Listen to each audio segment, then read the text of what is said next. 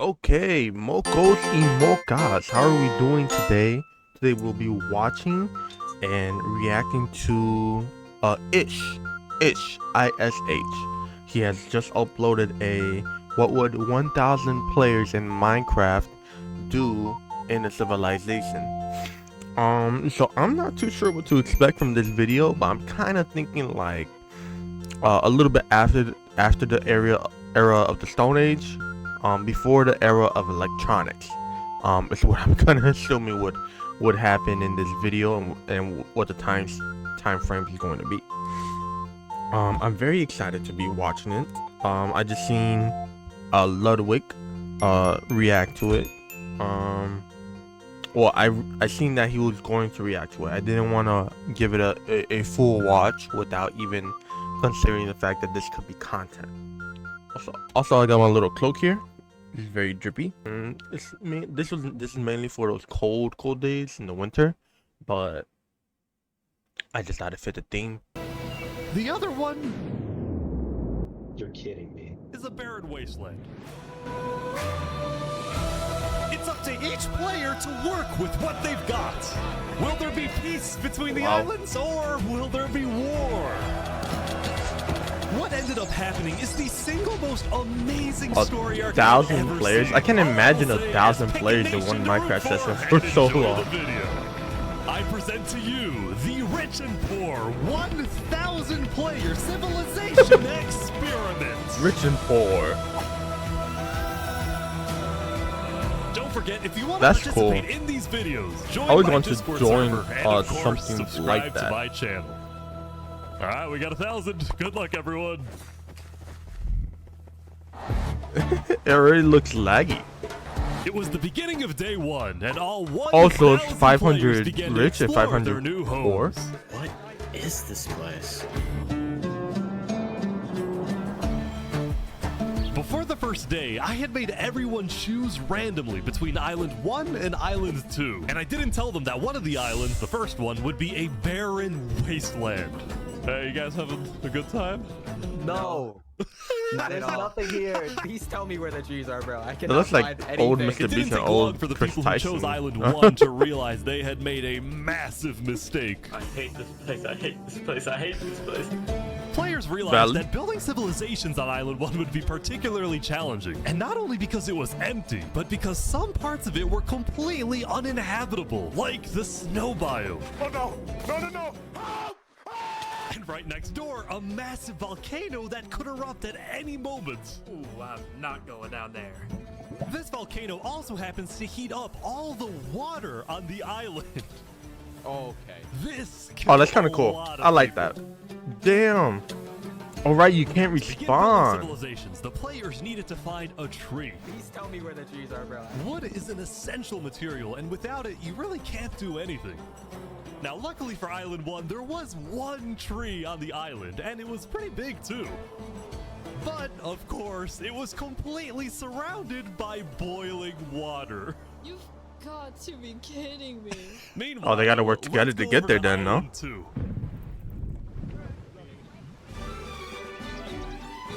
Hey guys!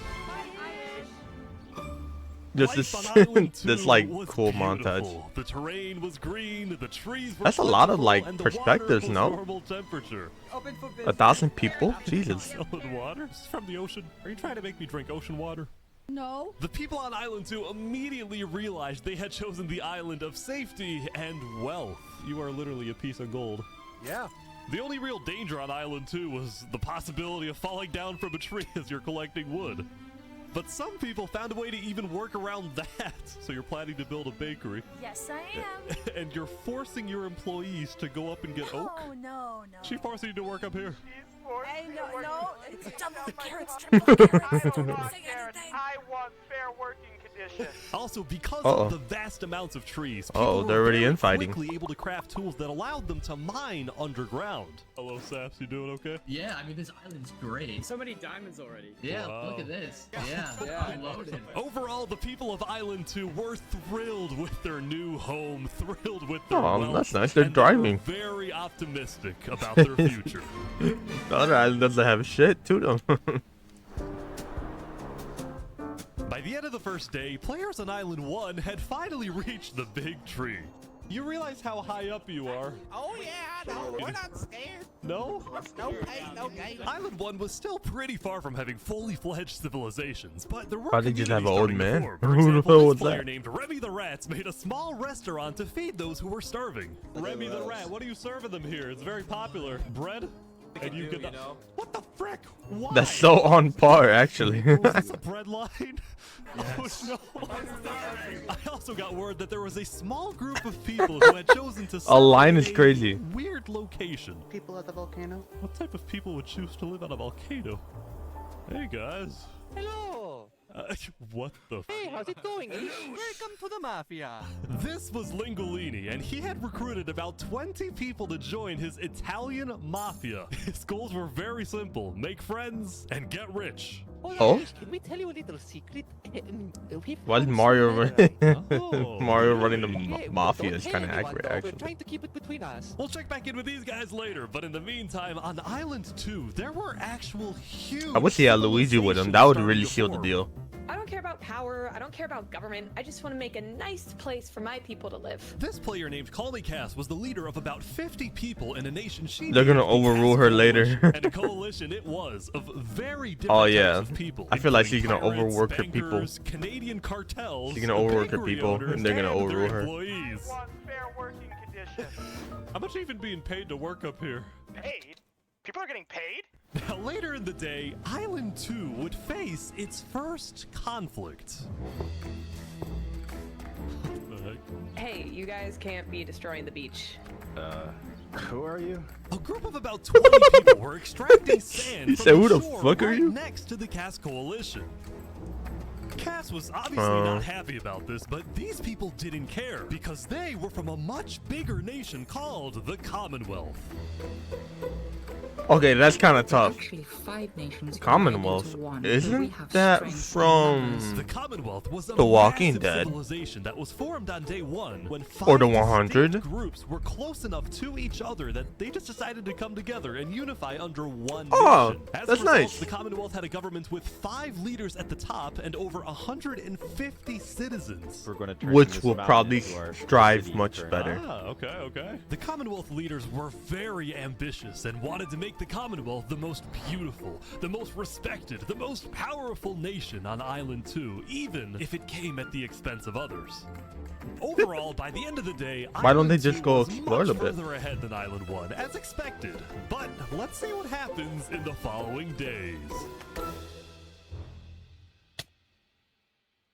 4. As players logged back in the next day, nobody was expecting that the beginning of day 2 would end up having one of the most consequential moments of the entire event. Remy the Rats was running his restaurant when he received a visit from a player named Spoon. Does anyone... Night, I need food, I'm dying. Yo, Spood. Well, yeah. I do have food. Oh, Oh, I need food. I thought he was gonna God, kill him I'm for some too reason. kind. I care about everyone else before myself. It's such a problem. Now this player, Spood, was a rising leader on Island 1. He was known for always giving away his own food. That's such a But like. some people started to suspect That's that such a Spoon's like. Oh supposed yeah, of course I care for generosity everyone else was but merely me. a method to gain popularity, to further his political ambitions. That is until.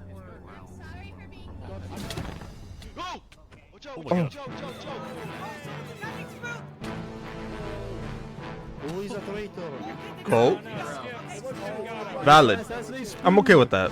Because how are you gonna go around telling people that you're kind, you're always sharing? Spood had That's something that they survived find an out. assassination attempt, which brought him exactly the attention he Oh, he needed survived? to cement himself as a legend on Island 1. He survived?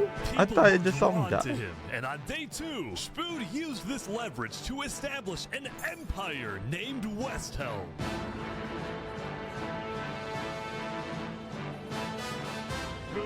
These people have made me Okay. emperor. This right here is going to be our capital. We're also building a massive coliseum. You mean where people fight to the death? Exactly. Ah, I knew it. There's Even a though the people of twist. West Helm were He's still not very struggling with caring. Food and resources, their motivation to succeed was Can't sell unbelievably anymore. high. Earlier, somebody tried to take my life. Someone with this face. But now, he's dead! For the first time, it seemed like the people of Island 1 had hope. The Ballad of Emperor Stu, What the fuck? nearly killed by some dude. No way. Island So 1 stupid. was finally starting to develop civilizations, but not all of them were as motivated as West Home. Right next door, for example, was a cult named Nevermore that literally just boxed themselves in and wanted nothing to do with the rest of the world. Quoth the raven, nevermore. And honestly, these guys weren't wrong to be pessimistic. See, some of the people who chose Island 1 had secretly been hoping that when they finally make it underground, they Raven would find Nevermore. troves of iron and diamonds. But instead, they only found a giant layer of lava that stemmed from the volcano and covered the entire island. This lava layer ended up killing a lot of people. Ooh. That said, Why a did they lot do of people that? weren't necessarily angry at the poor conditions themselves, but Are they more just so lava about people? the inequality between Island 1 and Island 2. See, even though the two islands had a border separating them, preventing anyone from crossing for now, rumors were spreading about the wealth and the amazing environment of Island 2. Because of this, some people on Island 1 were starting to develop some feelings about the other island. Island 2 might be the better island, but we're the better people. Oh, in fact, artists on Island 1 were already making propaganda posters, some of which were rather concerning, including a few creations by our mafia No way. Linguini. Speaking Oh, of go? Linguini, there was some drama on the volcano. Wait, I on kind of day want 2. Linguini to like rise up for his people though. That's kind of that'd be kind of tight. Oh no, I gotta add. I gotta. I just survived an assassination attempt. What? Mamma mia, help me! I'm getting chased. Lego likes just attacked me out of nowhere and I had to run down the mountain. It was becoming a pretty common occurrence on Island 1 for people to try to rob or murder as a means to get food or resources. But Lingolini was not going to let that slide. Well, what are you gonna do about that then? I put the hit out on him. Everybody in the mafia knows that the Lego likes is an enemy of the mafia. But then, during our interview... Oh wait, who's coming out over here? Oh my There's some God. people coming Oh, down. those are people from Infernus. They're our allies. Oh, really? Lingolini had decided God, to they share don't. his volcano territory with a larger group called Infernus, whose main goal was to preserve and protect the sacred land of the volcano. I spoke with the leader, a player named Seneca, who described herself as the Queen of Infernus. We are a nation of the flame. We have to treat the volcano with the respect it deserves, and we hope we can work with Lingolini to do just that. Seneca and Lingolini agreed to protect each other in case of an invasion, and use the volcano's height and flowing lava to their That's advantage. random. How we got religions already? Attack us, we'll kick them out like a Koopa shell. Now, speaking of invasions, on day 2, the Cass Coalition was approached by an army of boats. Oh, crap. Guys, I think we're under attack. It looked like for some reason the Commonwealth was coming to attack. No, we can't fight this. We gotta run. Get everyone out. Get everyone out. But after a few moments of panic, it turned out to be just a group of immigrants who had gotten lost. We are not here to invade, I swear. Oh, I We are got not here to invade you, we promise. Why are y'all here? It's you mother. But I didn't do anything. I just followed You them. brought them all. You didn't do anything. Okay. The leader of the migrants, a player named 3 Below Zero, profusely apologized for the scare, and then Banger the ass beat. migrants took off. What's going on, Cass? I know they didn't mean to do that. I'm telling my people not to worry. Glad to hear. Oh, Now, on day shit. 2, players had finally realized that Island 2 was not technically an island at all, but an archipelago, or chain of islands. The northern island was an optimal place to settle, with open fields, trees, and wildlife. So naturally, it had the biggest civilizations, including the Commonwealth, the Cass Coalition, Tell me and it is. a huge kingdom named Tricolor, ruled by a monarch named Jofiel. The red stands for the underground, the green for plains, and the blue for the coast. The center island, meanwhile, had pink cherry blossom trees and was the home of a small nation called Barbie Land. What is this? Life in plastic? Oh god. It's fantastic. Okay. And lastly, the southern island was big, but also extremely dense, flooded with jungles and swamps. As a result, nobody really wanted to stay there. Oh, wow. Although I did That find looks, one person Saps, what is What's this? it called? Can't you tell? This is my vacation home. How's this a vacation home? I don't see any lawn chairs or furniture. Bro, he has Hold your horses there, his own cowboy. house It's not himself. done yet. Saps was one of the few players who chose not to join any civilizations because he didn't want to get dragged into politics and drama. Still, he made lots of friends across Island 2, his best friend Flux That's actually so being the funny. second in command of the migrant group. Speaking of, 3 Below Zero and the migrants had finally reached their destination all the way up north. Now, other than accidentally invading the Cast Coalition, these guys seemed pretty insignificant. But little did people know, this new civilization was about to change the entire world. Or night at the We Rocket are Man. enlightened. We are the light. We are Luminara. The migrants had decided to call their civilization Luminara. They saw themselves as the light of Island 2, the innovators, the inventors. See, the reason 3 Below Zero had chosen this specific location to settle, well, it wasn't by accident. After the first day, 3 Below Zero had used content and propaganda released by the people of Island 1 to estimate the location of the other island. He then used a coordinate system to calculate the northernmost point of Island 2.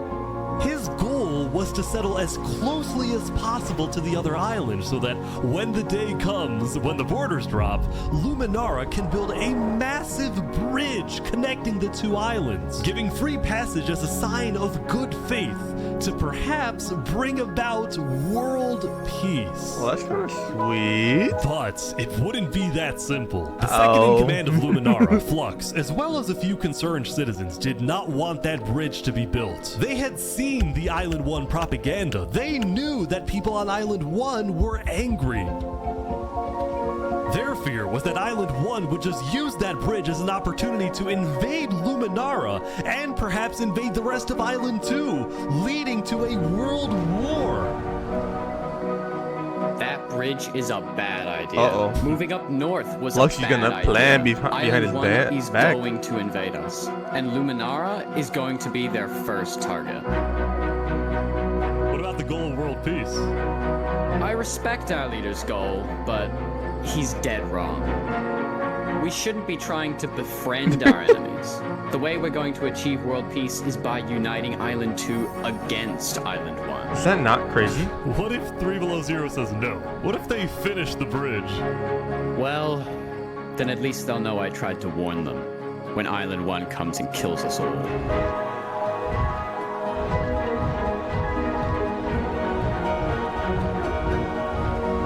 Just the armor in the air.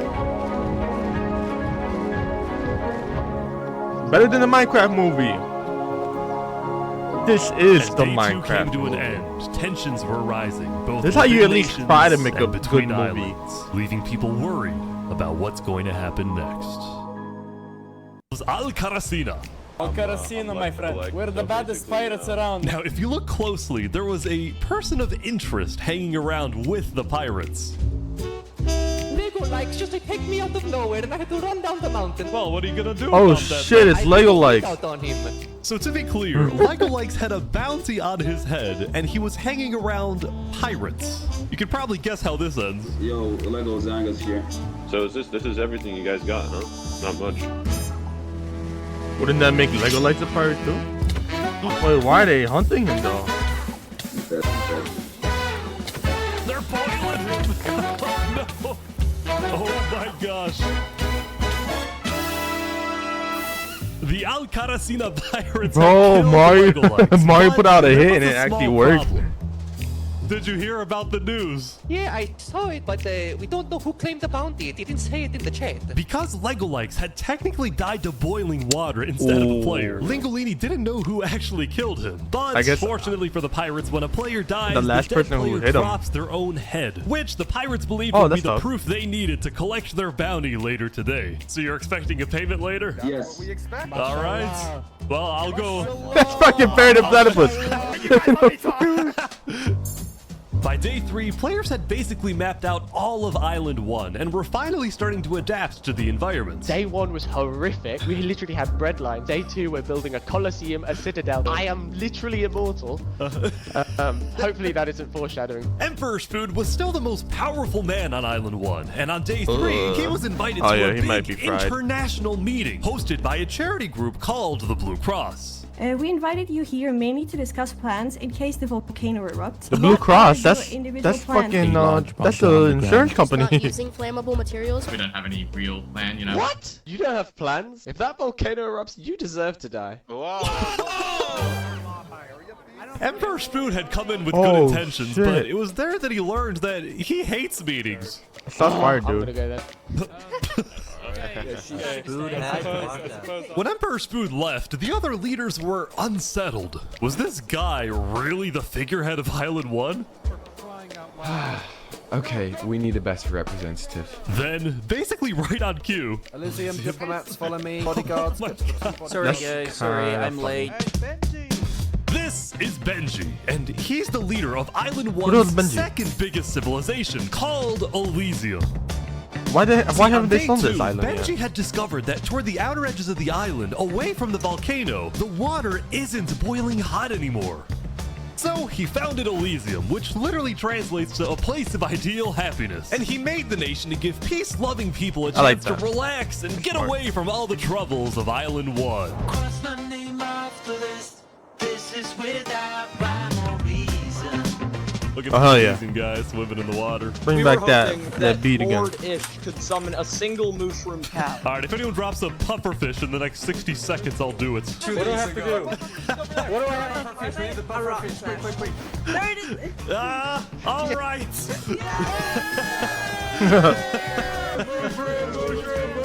We can kill it for leather! Now, back at the Blue Cross, Benji and the other leaders discussed the possibility They're already trying to eat a it. full Island 1 alliance. All the leaders at the meeting, including Westholme's representatives, believed that given the harsh conditions of Island 1, an island-wide alliance could be a game changer. But first... Before we make this official, we have to convince everyone else to join. See, there were a few civilizations not present at the meeting, and to complete the full Island 1 alliance, the Blue Cross would have to go out and get them all on board. First was the Alcaracina Pirates, who coincidentally happened to pass by the meeting as it was happening. Hey, guys. Hello. They were on their way to collect their bounty from the second nation not yet in the alliance, the Linguini. Linguini Mafia. Okay. They're waiting. Hello. Are they gonna count the Fire Nation as the Linguini Nation as well? Ooh, mamma mia! It looks like a small brain. It sure looks like a Lego lights. Meanwhile, the Nevermore cult would probably be a little bit more difficult to convince, but the Blue Cross said they'd try anyway. It's another cult. Now, as for the fourth and final nation, well, it was a bit of a mysterious group. Their civilization was down south, and they were very isolated and secretive. They were also rumored to have an extremely strict government, but that's also the Assassin's Creed large amount Brotherhood. of very skilled fighters. Oh yeah, that's the Brotherhood.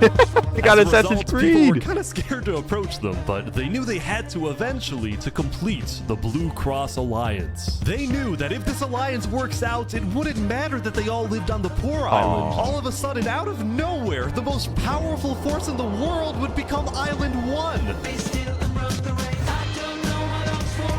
At first, Island 1 was supposed to lose, but now they're on the verge of turning their lives around completely. Oh wow.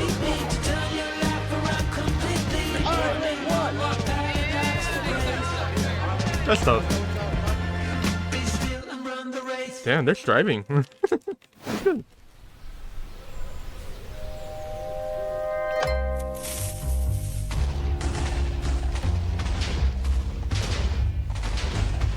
Ooh. As you can see, there was a bit of commotion at the Commonwealth. They had just exploded their own land because of a miscommunication. What happened was one of the 5 leaders, Coraline, got the idea that the Commonwealth was planning to move east. So she started telling everyone to move. Thus, believing that they wouldn't need their old land anymore, one of the citizens just decided to blow it up. I thought we were moving. What? We're not moving. I'm surrounded by idiots. Overall, the Commonwealth was having trouble getting anything done because the 5 leaders were constantly fighting over power. See, there were 5 leaders, each with 1 vote. But because they were originally 5 separate nations, each with a differing amount of citizens, should the smallest faction's vote have the same weight as the biggest faction's vote? It is ridiculous that Armin's vote is worth the same as mine. I mean, I need about 50 people, and he has like barely 5. Because of all the fighting and disarray, That's Commonwealth crazy to say, citizens though. started moving to other Valid, though. nations Valid at like the same the Cass time. Coalition. Cass's style of governing, letting people do whatever they want, was making her very popular with her people. I've been with Cass since pretty much the beginning, and she's established a democracy, a true one. Focused on like letting everybody do their thing. But at the same time, the lack of any regulations had some unintended consequences, like players making strange and ugly buildings. So to solve this, Cass hired a building inspector. I have placed a lot of foundation for a glorious city, basically made out of stone. That way no one can burn us down. However, the building inspector did get a little power hungry. What's going on here? He said he's gonna demolish my house because it's not up to building code. Because it's not up to code. So then, citizens took matters into their own hands. They're gonna assassinate him? Oh. What? Anyway, on day 3, That's the biggest crazy. nations on No. Island 2 were still the Commonwealth, the Cass Coalition, and Tricolor. No, they just Tricolor straight up was a assassinated medieval him. There's nothing else to say about separated that. into 3 regions, one of them being an underground city. Oh my gosh. This is big. Oh, wow. People didn't really know that much about Jofiel and Tricolor because they tended to be more private. Jofiel was more interested in building up Tricolor rather than doing outside diplomacy. But people would still come to Jofiel with all the political news of Island 2. I am so tired of the politics already.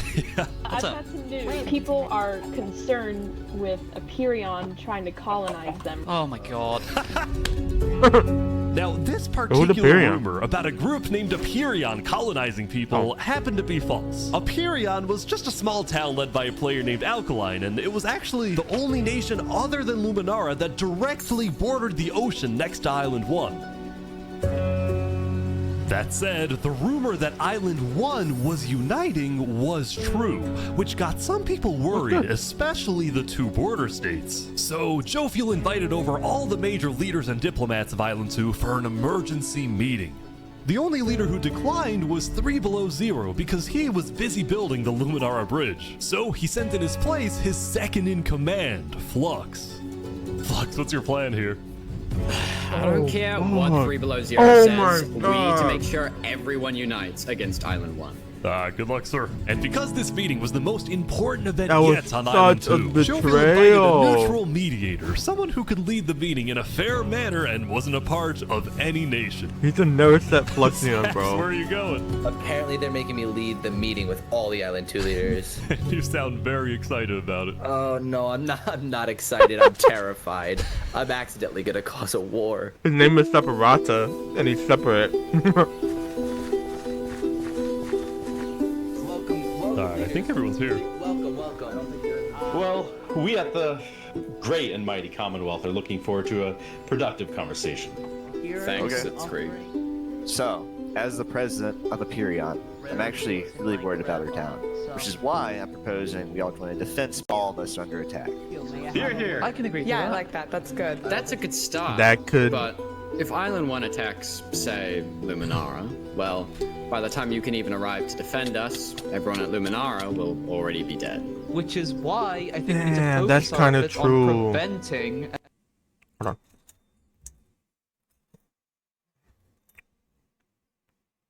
an attack in the first place. An attack is inevitable. I'm just saying. Hold on, Flux. Let Jovial finish.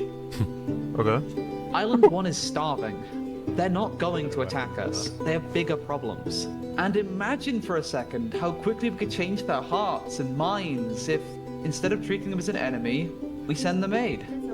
Let the British speak. I think Joe feels right. We do the defense pact, but we also send aid to Island 1. Basically, we're ready for an attack, but we try our best to prevent it. I'm on board with that. I can agree to that. The Commonwealth agrees. Guys, no, Great leaders. this is ridiculous. Fantastic leaders. Island 1 is literally making propaganda saying death to Island 2. They're jealous that we live in a paradise, and they're gonna invade us no matter what. And you wanna send aid to them? Guess what? They're gonna take whatever you send them. Food, armor, weapons, and they're gonna use all of that against us. He might have a point. Hold on. Island 1 isn't evil. They're not savages. They just need help. You cannot be this naive. Who wrote this? Everyone is super on edge. They're worried about traps. Guys, Island 1 is united. They have hundreds Nothing of worried people about. all They aligned think in someone's the gonna same assassinate goal, the council. to kill us and take our resources. If they decide to attack any single one of our nations, it'll be easy. All they'll need to do is walk ahead, which is why we need to either merge all of our nations right now. We all choose a spot and combine into one civilization. Either that, or we attack Island 1 first. Whoa, are you crazy? Watch, this is ridiculous. What's crazy, Joe Feel, is you leading all of us to our death. Oh my That's god. You too have much. to We listen to can't me. do that. If we don't do this, it's the end of Island 2. Flex, No, below 0. That's not what he wants to say. Everyone, we can't fight. Let's just vote. All in favor of Flux's plan to treat Island 1 as an enemy, say aye. Aye. I feel like there should have been more discussion. If that's their two options. He's the only one who said it. All in favor of sending aid to Island 1. Oh fuck, they're foreshadowing it. That means that the plan didn't work. Oh no. Or Flux did something. Day 4. It's only been 3 days? It's only been 4 days? Fair enough. It's like a 2 hour Meanwhile, long at West video. Helm, I ran into something interesting. Our next song is called Island 1. Oh my god. So you remember this guy? The Ballad of Well, he had joined a band that produced actual Oh, we haven't seen an songs Island and one then in performed forever. them all across Island 1. A barren wasteland island, a boiling water sea. Let's go. And no resources to speak of, except a water tree. Let's go. Ooh. Everyone loved the Island 1 band, including Emperor Spoot, who found that the music bolstered the morale of his citizens. Good shit. He believed that a happy citizen is a productive citizen. West Helm took us in and gave us a little home. Even though Emperor Spood was a chaotic figure, West Helm itself was the opposite. It had an army, a storage system, and a Fuck, man, the hierarchy music in from this emperor video all is the so way down goddamn to good. citizen or plebeian.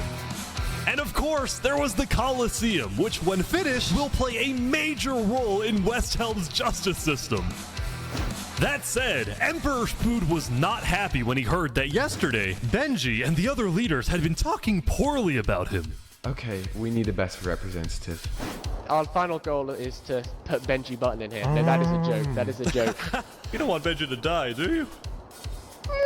Well, I mean, Benji and the other leaders there's were infighting. concerned that Emperor Spood is unstable and may one day try to take over the entire island.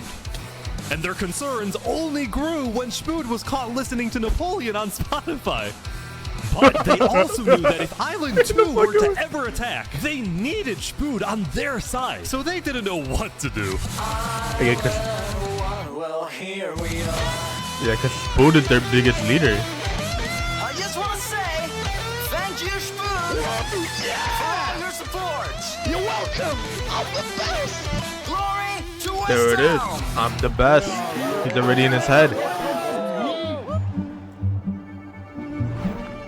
Meanwhile, Seneca, the Queen of Infernus, had decided to begin building a massive castle for her people. A beautiful home base that Is he would trying to say hover like cynical? directly I kinda over like the that. volcano.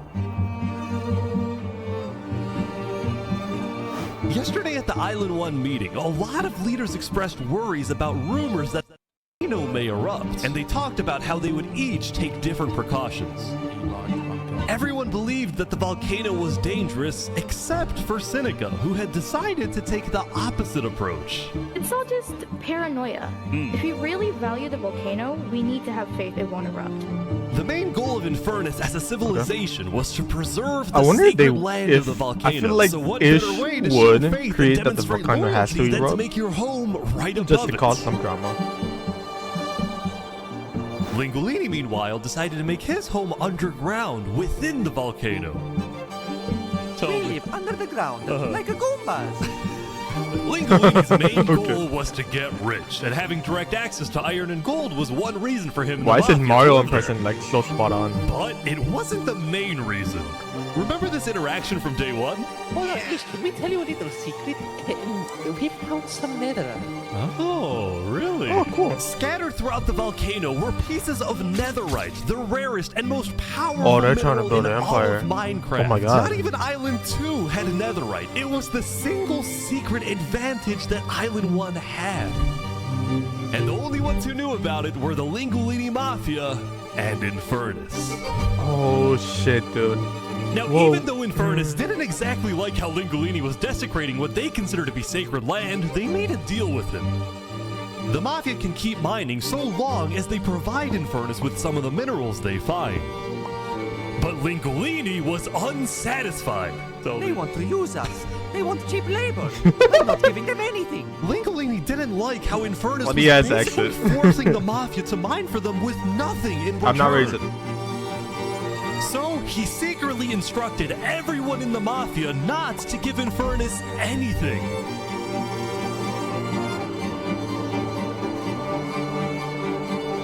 Lingolini's hope was that Infernus never asks for those minerals and forgets about the deal entirely. Otherwise, he would be in a lot of trouble. Oh, they might be head to head soon. That said, despite this conflict, the rest of the Island 1 unification effort was going very well. Earlier today, Lingolini had decided to join the Blue Cross Alliance. Nice. Thank you all so much for having me. The Alcaracina Barren Pirates were Wasteland one, also right? eager to join, and surprisingly, so was Nevermore. There was only one holdout. His name is Tyrannical Rule. Oh? This mysterious civilization was Brotherhood. called the Covenant, and it was ruled by a dictator named Turntap. How are you That's the elected Brotherhood. exactly? By vote of the people or the vote of yourself? Elected. I don't blame him. That's Turntap hard though. wasn't sure about That goes joining hard. the Island 1 Alliance because the people of the Covenant were generally skeptical of outsiders. They only took pride in their own nation, especially in their I mean, army, in which was Assassin's composed of Creed really good style, like, PvPers who weren't above using torture to Empire's get their way. Are they drowning this guy? He's gonna die. Now, I felt a little bad for this player, so I threatened the Covenant. Covenant uses water torture. I'm reporting this to Sidefall News. No, don't go to side. So I went to the local news reporter. Sidefall, I have a story for you. I just caught the Covenant waterboarding one of their News own reporter. people. Oh. Well, I'm paid off by them, so I don't really care. What? Dude, it's free money. You know what? It's Oh called my a business God. for a reason. It's Oh not my for God. profit, okay? Sidefall ran a news business with questionable ethics. He was also known for making up fake stories, writing things like, "The lava is rising," just to sell more papers. That said, earlier today, he had made a legitimate discovery They that got a could news reporter. Who devastate the the fuck? entire island. Island 1 had a lot of known dangers, from the lava layer to the boiling water to the powdered snow. But there was one last danger that nobody knew about until now. Oh.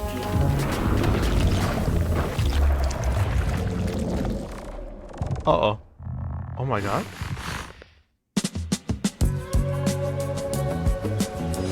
Meanwhile, the people of Island 2 had spent the day building their civilizations and having a good time. Yesterday, their leaders had voted that whenever the border drops, Island 2 would send aid to Island 1, hoping this gesture would lead to peace. But not everyone agreed with this approach. The end of Island 2. I mean, yeah, that was sweet. When Flux returned home to Luminara, 3 Below Zero was furious at Flux for causing chaos at the meeting and for going against Luminara's values. 3 Below Zero, as the leader of Luminara, was actually heavily in favor of sending aid to Island 1. The whole point of the Luminara Bridge was to make peace with Island 1, not to start a war. As a result, 3 Below Zero demoted Flux from his position as second in command. Good. Good. Let him reflect and think about what the hell he was up to. I spoke with Legacy, a citizen of Luminara. There's not really the music that kind of fits this vibe. Just this one time. Flux and his crew had spent the day building a secret bunker Oh, under wait. the ocean. A Okay, place now for them it's to in there. hide if Island 1 attacks. And then Flux spent the rest of the day helping his best friend, Saps, finish building his home. Despite all the chaos, Sap still reached out to me after I was demoted. Mr. Mediator, what a good friend. Flux over here can be a little unpredictable, but he's my friend, and I know he genuinely wants the best for us. Even though Flux was much more Kiss? ambitious than Saps, I don't know, that's these just me. two had become Make out? very good No, I'm sorry. friends. So many diamonds already. Yeah, Wow. look at this. Yeah, I'm loaded. But just as day 4 was about to come to a peaceful end, something happened that would change the course of Island 2 forever.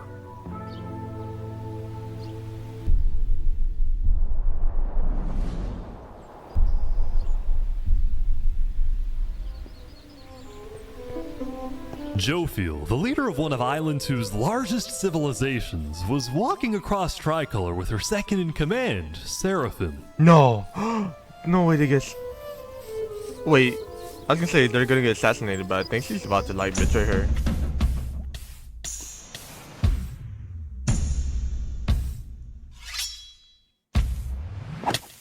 Seraphim! What are you doing? What? No way. The second in command of Tricolor had just killed their own leader. And immediately, all of Island 2 went on lockdown. What? Wait, what? What? Everyone was confused about what caused this to happen. That's so crazy. Why? After Seraphim fled, Tricolor was in complete disarray. That's our leader. Back at That's so Saps' crazy. place, Why would Flux he- told why would they do Saps that? It might be a good idea for him to call an emergency meeting with all the leaders. So, for the sake of the island, Saps agreed to host a meeting tomorrow. But for now, he and many others headed to Tricolor to help them restore order.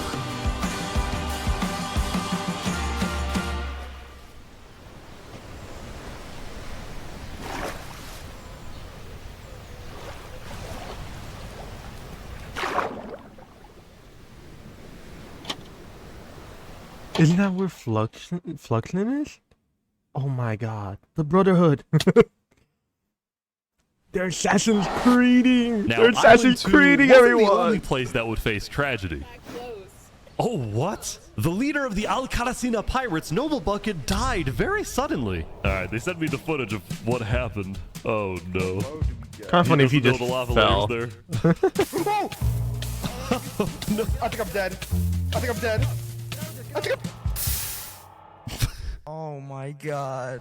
With world leaders dying left and right, the media had plenty to report on. The most trusted news company was from Elysium, called Daybreak Media. We're number one because we actually report the truth, unlike that bozo sidefall. And later into day 5, the news would get even crazier.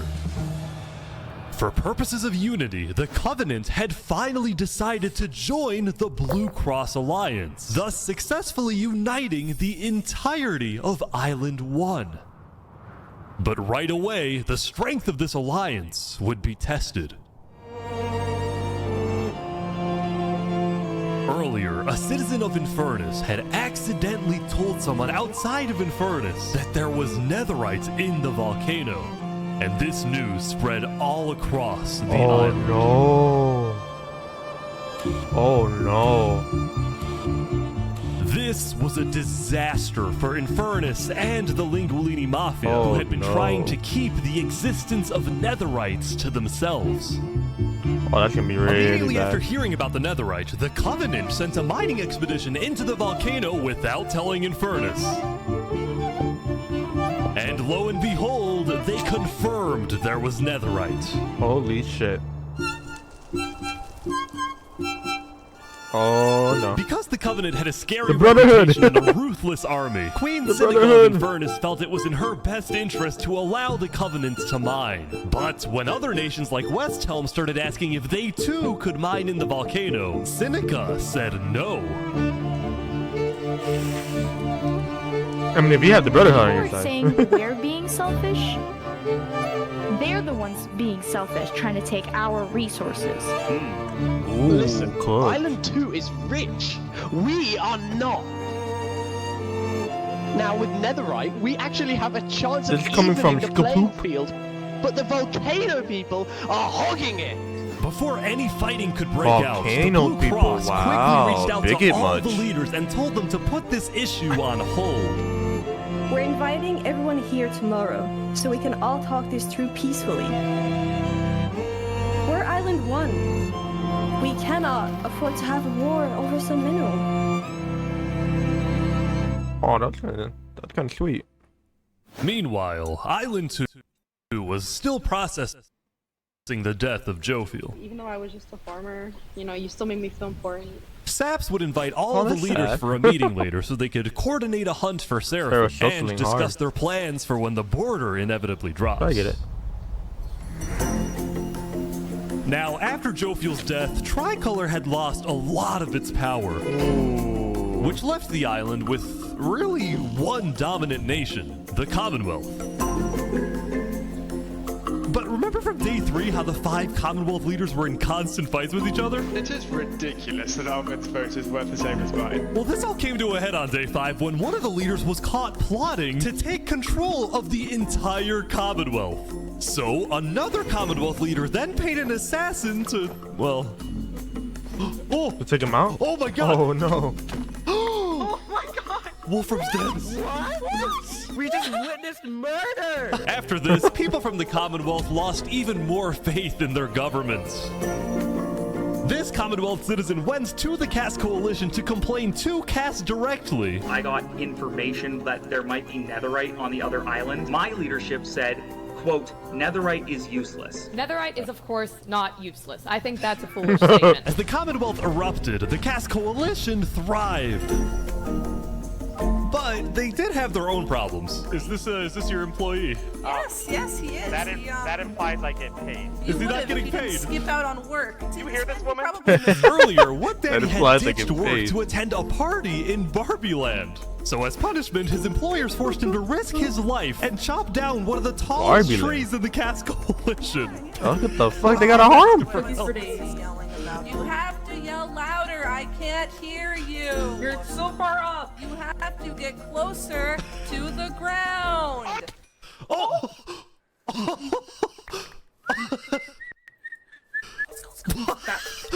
What the? Now, because of this recent tragedy, Cass decided to stay home from Saps' meeting. That said, every other major leader was now on their way. Oh god. As the leaders and representatives arrived, there was one person who would be notably absent, banned from attending the meeting. Before the meeting started, Flux called me to his underground bunker because he had something, quote, important to tell me. Flux, what are you gonna do? Well, first, He already knows. let me just explain. I'm not allowed to attend this meeting because the leaders of this island are utterly incompetent. They can see that Island 1 is gearing up to invade us. And their response is, let's give Island 1 more gear. It's completely Hold on, that brainless, and it's going to result in all of our people dying. So, you got a plan? I had a plan, but nobody listened. They all voted against it. Look, we can still save this island, but the current leadership has to go. What do you mean, has What do you to mean go? one thing? Has to go. Removed. And I'm done waiting. It's gonna happen today. Oh? Oh my god, there's a trap there, isn't there? Leaders, welcome. They called us a separata. That's his Thank you fucking his all best for friend. coming. Oh my god. We have a lot of very important stuff to talk about. You know, During the first meeting, there was one person there who actually understood what I was saying. Seraphim reached out to me, asked me if they could help in any way. What? I told Seraphim to kill Jofiel. What? And today, we will finish the job!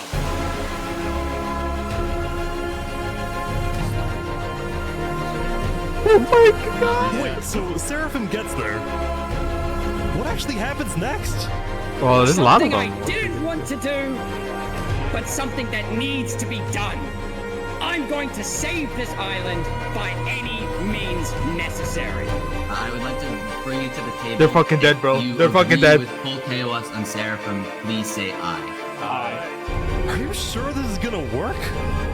I don't know, but we have no other choice. Don't tell me he sacrificed Separata just to have all of them I die. have something to say. Is there a possibility, any possibility, that the assassination of Wolfram and the assassination of Jofiel by Seraphim is any way connected?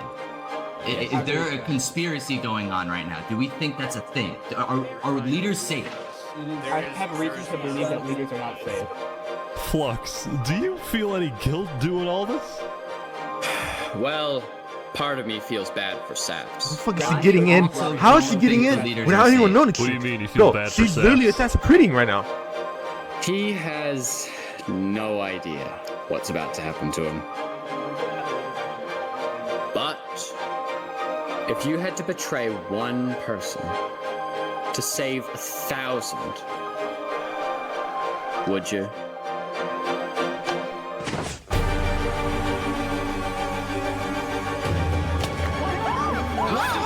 What just happened? What happened? I didn't do that. I didn't do that. Oh my god!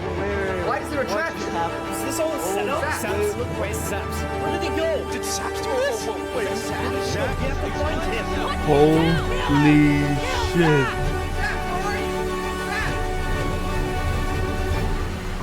They think it was him! They think it was him! No! No! Seb just left. Left. Man, what a trip, bro.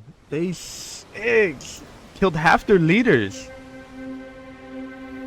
I want to see who they It was killed. a new day, and Let's see. Island 2 I think he's gonna announce was in shock. which leaders were killed. On day 4, when Saps was in Tricolor helping the people after the death of Jofiel, Flux and his crew had built a trap in his roof. I knew it! And I Saps knew it! did not know they had done this. Oh, He Sab. had been framed by Oh, his friend Flux, Sab. used as a scapegoat for Flux's plan. But because they had to rush to build the trap, it actually wasn't fully successful. Some of the dripstone, including the one meant for 3 Below Zero, had failed. But overall, the trap still killed the leader Bro, of 3 Below Aperion, Zero's Alkaline Al, alive. a leader of the Commonwealth, Coraline, and 4 other very high-ranking officials from across the island. Dude. The people of Island 2 were devastated, confused, and angry. Our leader's dead. What just happened? After the trap went off, Seraphim was immediately caught and killed. Oh! What would it try, Color? But when more people found out about how exactly their leaders died, their anger wasn't really towards Seraphim, but toward the person they believed was behind it all, Saps. And it made sense. Saps knew he'd be It hosting made leaders at sense. his That's home. so It was fucking his crazy. roof that had a secret trap. A trap that happened to fit perfectly into the design of the roof. Saps was about as guilty as it was possible to be. No, With Sab. that, No, all the Sab. major Island 2 nations, from the Commonwealth to the Cass Coalition to Tricolor to Luminara, Oh, Cass is alive. Oh, declared good shit. Saps to be hunted down and killed, while Cass is Flux probably got gonna be the one that away with pulls it through. all. If you had to betray one person to save 1,000, would you? And on top of all of this, at the beginning of day 6, it was announced that no. tomorrow, on day 7, the border border between the two islands will finally fall.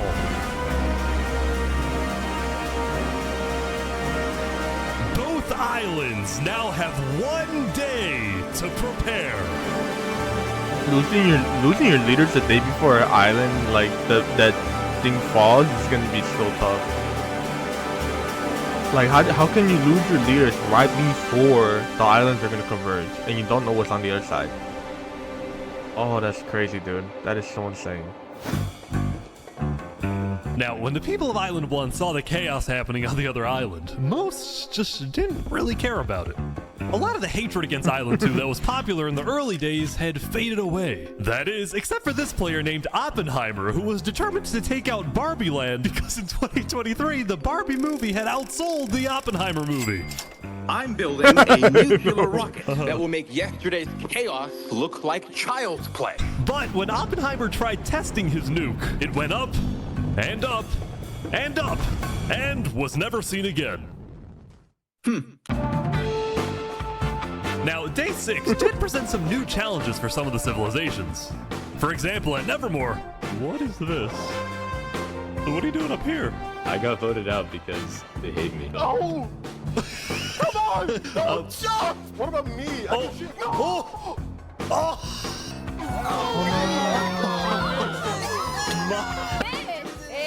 What? I didn't do anything! I blame Ish! Meanwhile, at Elysium...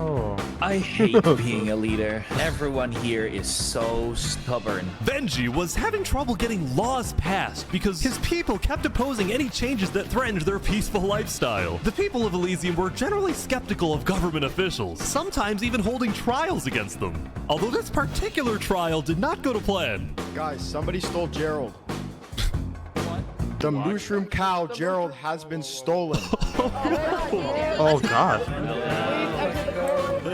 There they all go. Meanwhile, at West Helm, there was a bit of a food problem going on. Not a shortage, a feud. See, I easily would have loved to opened be a up part of new this. This looks restaurant fun. right across from the Coliseum, but the food was questionable. Poison fatal? So his customers had instead started buying their food from another player named Dinosurf. That is, until... Oh my god! Oh my god!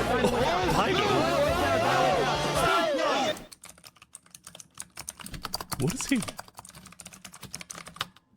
Permanently closed. All food is now at... Remy, are you behind the murder of Dinosurf? Coliseum was finally complete. Yeah! What do you plan on using this arena for? Do I actually have to say legally?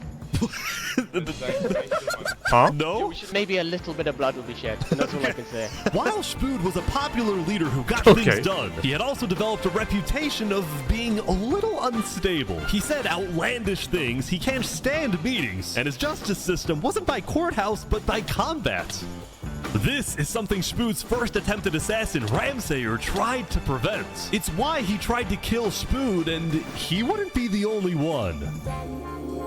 There has been a small but coordinated secret revolution growing in West Helm. I called it in the beginning. I knew it. Something's wrong with that Spood.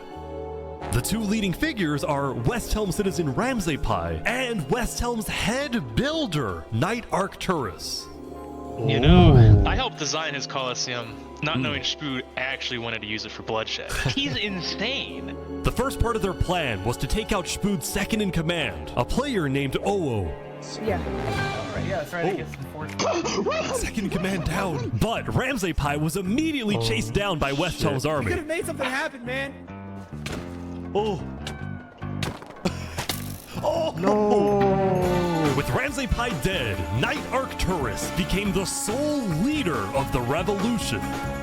But he also knew it was only a matter of time before Spood finds out about his plans. I want to make one thing clear. Anybody who is caught plotting against me will be executed in the name of West Helm. Glory to West Helm. Glory to West Helm. Glory to West Helm. What's see how this goes. Now, before the border drops, the Island 1 leaders all met to discuss what to do about the Netherites in the volcano.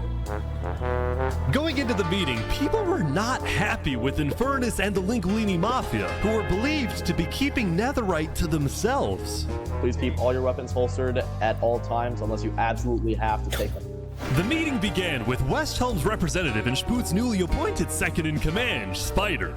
We asked if you had netherite, and you lied. You said there was no netherite, that you had looked in it, and that you hadn't found any. Because people were immediately starting to gang up on Infernus, Benji from Elysium tried to keep the peace. Why is it Infernus' job to report on the netherite? There were people literally going into their territory, mine without authorization, and then accuse them of doing something wrong. After some more discussion, Infernus was asked the big question. Will you open up rights to mining underneath the volcano? It is still our land. It is still the place where we live. And of course, things like trade are important, but in terms of opening up the volcano, it is an adamant no. Ooh. I agree. Oh, wow. Now, Lingolini, Seneca's biggest ally, was about to speak, but what he ended up saying was unexpected. We have to humbly disagree with Infernus of not allowing anyone else to mine in the volcano. This is Island 1. We're all struggling against the nature and everything like that. Shouldn't we all be allowed to mine wherever we please? That's such a mafia boss thing to say. I love that. People started offering deals to Infernus. I believe we'd be open to give you resources since it is your land. But Seneca still said no.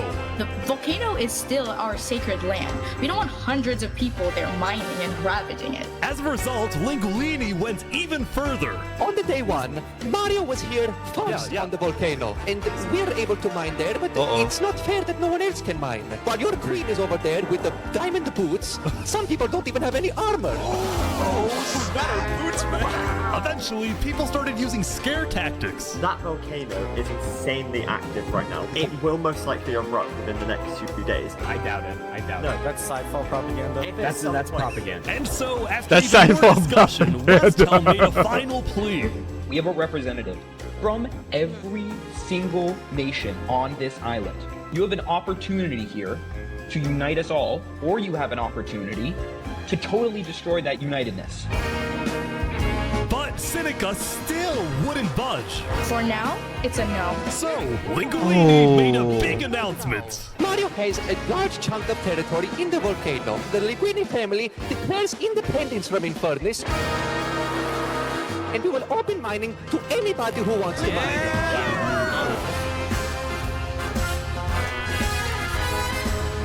Seneca's leaving? Great. Seneca had left the meeting, furious at Lingolini's betrayal. Oh man. Outcome, but this meeting's adjourned. They all have iron. They don't like Island 2 has all diamond. They need that netherite. Uh-oh. Oh, go. What just happened? Dude, what just happened? Every leader in front of me just died. And you had nothing to do with it. It wasn't me. Someone was in the roof. I'm getting framed-ish. Following yesterday's trap, Saps was on the run, as he was now the most wanted and notorious criminal on Island 2.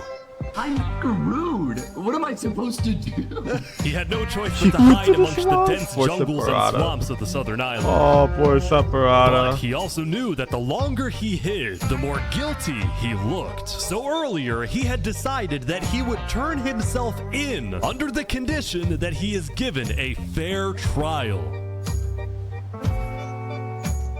Flux, meanwhile, was satisfied with the success of his plan, but it wasn't over quite yet. We got 2 leaders left to kill. Call me Cass, and of course, the guy who demoted me. And no. Call me Cass is gonna make it out. Another member of his crew to take care of the job. Oh no. Oh no. What? He wasn't even paying attention! Oh. To the world, this looked like yet another senseless assassination. Bro, the brother. Flux, it was the strategic progression toward making the people of Island 2 paranoid. So paranoid that they wouldn't trust anybody, and especially not Island 1. In fact, the new leadership of Tricolor was already preparing for Island 1 to invade. I think we should secure our nation, make sure we have plans when inevitable war and fighting starts. Sending aid to Island 1 was officially off the table, and the construction of the Luminara Bridge had come to a stop. After all these days, Flux's plan was finally working. Dude, below zero fucking died and he didn't want to tease, man. Flux is on that. The Coalition, meanwhile, hosted a diplomatic meeting on day 6 to try and increase the morale of Island 2 before the border drops. Although Cass herself was too scared to attend the meeting. And I am, like, I want to enter, but my members are telling me not to because there was an attempt on my life yesterday. Right. Because Cass was one of the last remaining major leaders on Island 2, she now had guards with her at all times. Here, I'll trade you armor. The closest people. I want to make sure you guys do not die. Please don't die. That said, everyone would soon be tuning into the trial of Saporada to find out whether Saps will be freed or I feel like I called that. Several nations argued over who would get to host the trial, but the Commonwealth ended up winning. We've made this beautiful venue to show the world that the Commonwealth is still the strongest. That's really nice, actually. But first...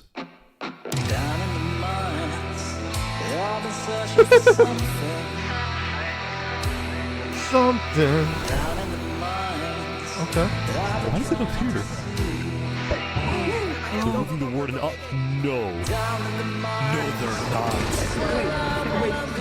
Are they calling for it? They're calling for it.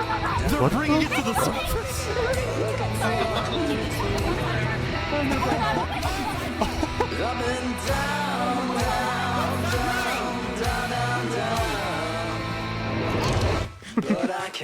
I guess. Oh shit. Wait, they made it rising lava? So remember that discovery that Sidefall made? Well, it was a warden, also known as the most dangerous creature in all of Minecraft. Sidefall had then renamed the warden to Rising Lava, so that when he was accidentally killed by it, the entirety of Island 1 went into a panic. The lava is not rising, but this is just as dangerous. Oh my god.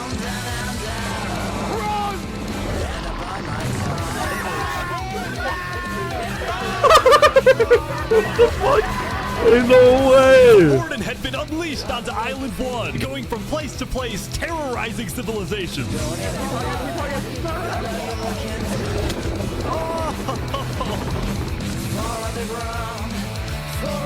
Oh, why? What was the point of that?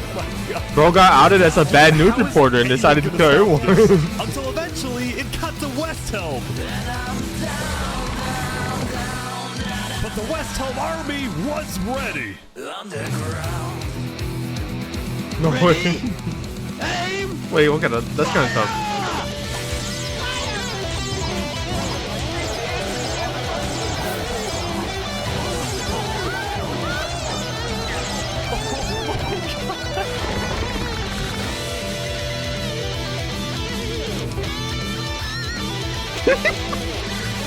Why is he rocking hard so much? That's crazy. Oh my gosh.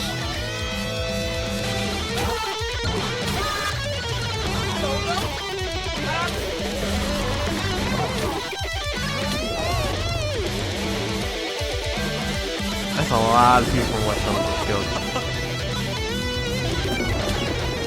Welcome to West Helm.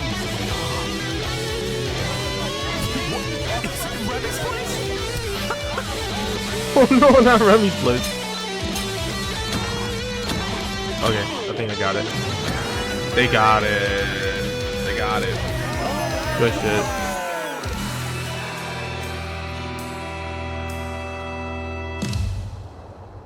shit. Remy hid. Including the murder of Joe Field, the murder of Alkaline Alk, and the murder of our very own Coraline. I will hear the prosecution's argument, followed by the defense, and then I shall make my ruling. Okay, guys, I feel really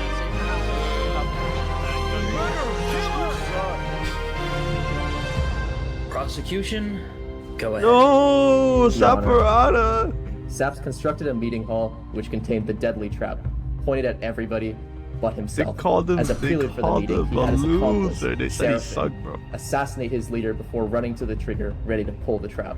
He then fled the scene after the trap went off, just long enough after faking his surprise. He is not only a cold-blooded murderer, but a terrorist. The prosecution then called a survivor of the trap, Zekor, to the stand. We know after investigating that only one seat had no trap. Can you identify who was sitting in that seat? It was Saparada. And who built the meeting hall with that seat? It was Saps.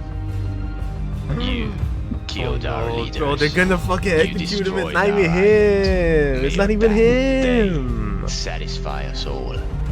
Then it was time for the defense, for Saps to give the most important speech of his life. All I ever wanted for this island was peace and cooperation between the nations. The loss at the meeting yesterday was extremely devastating and came out of nowhere. But I can tell you right now, I'm innocent. It wasn't me.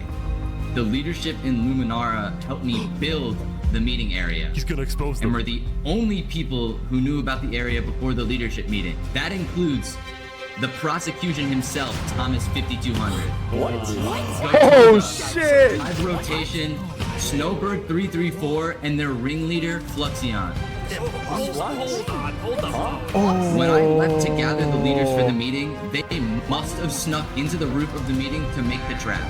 The people who I thought I can trust the most used me for their malicious intent and killed the leaders and blamed it on me. Saps had figured out he was betrayed and framed by his friend Flux, but he would end up making a critical mistake.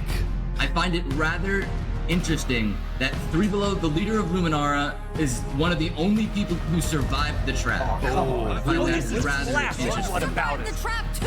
Well, Saps falsely assumed that 3 Below Zero, the beloved leader of Luminara, was also behind the murders. And with that mistake, Saps turned everyone against him. Oh no, he's... Is that all Oh you no, have he's to done say? for. I guess. Alright, I'm ready to make my decision. I guess. Judge Timebomb. Find Please don't. Saparada. Guilty on all counts. They won't know!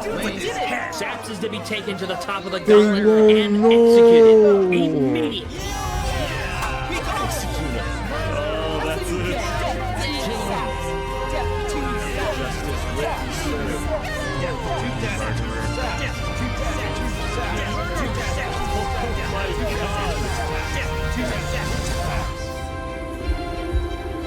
Saps, get out of there! No! You should have never came! Saps, no! Oh, he's fucking dead, dude. He's... Oh? Wait. Is he running? Wait, hold on. No way. Yeah, fuck that. Yeah, fuck that. Gold of all time. Come on, come on, come on. Come on, bro. Come on. Come on. Of course he's running. Like, uh-oh. Come on, come on. Of course he's... Come on, Saps. Come on. Good shit. Good shit. Where'd he go? Bodyguard. He escaped, man. Did he actually get away? You gotta be kidding me. No! Oh my god, he's gonna cowboy it. He's gonna live alone. He's gone, bro. He's not coming back. You killed our leaders.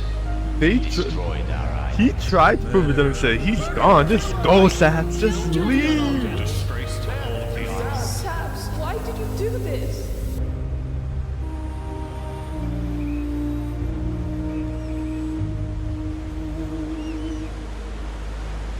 Go. Let's go. Oh, the wall's dropping? Uh-oh. Shouldn't it be dropping soon? Yeah, I think so.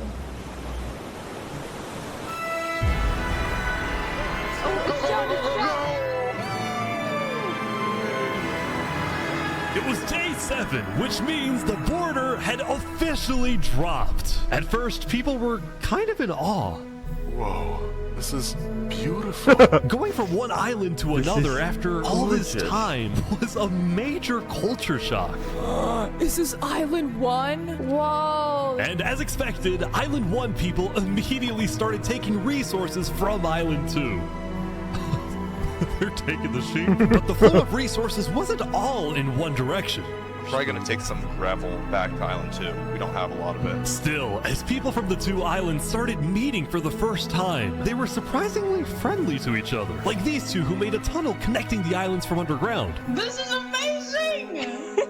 We've linked Island 1 and Island 2. For the longest time, Island 2 feared an invasion by Island 1. But on day 7, that fear completely disappeared. Fluxion was wrong. It became very clear that Island 1 had no interest in war. Instead, they were just happy that they could finally enjoy Island 2 for themselves. The water isn't boiling. That said, at the beginning of day 7, Lingolini made a big decision.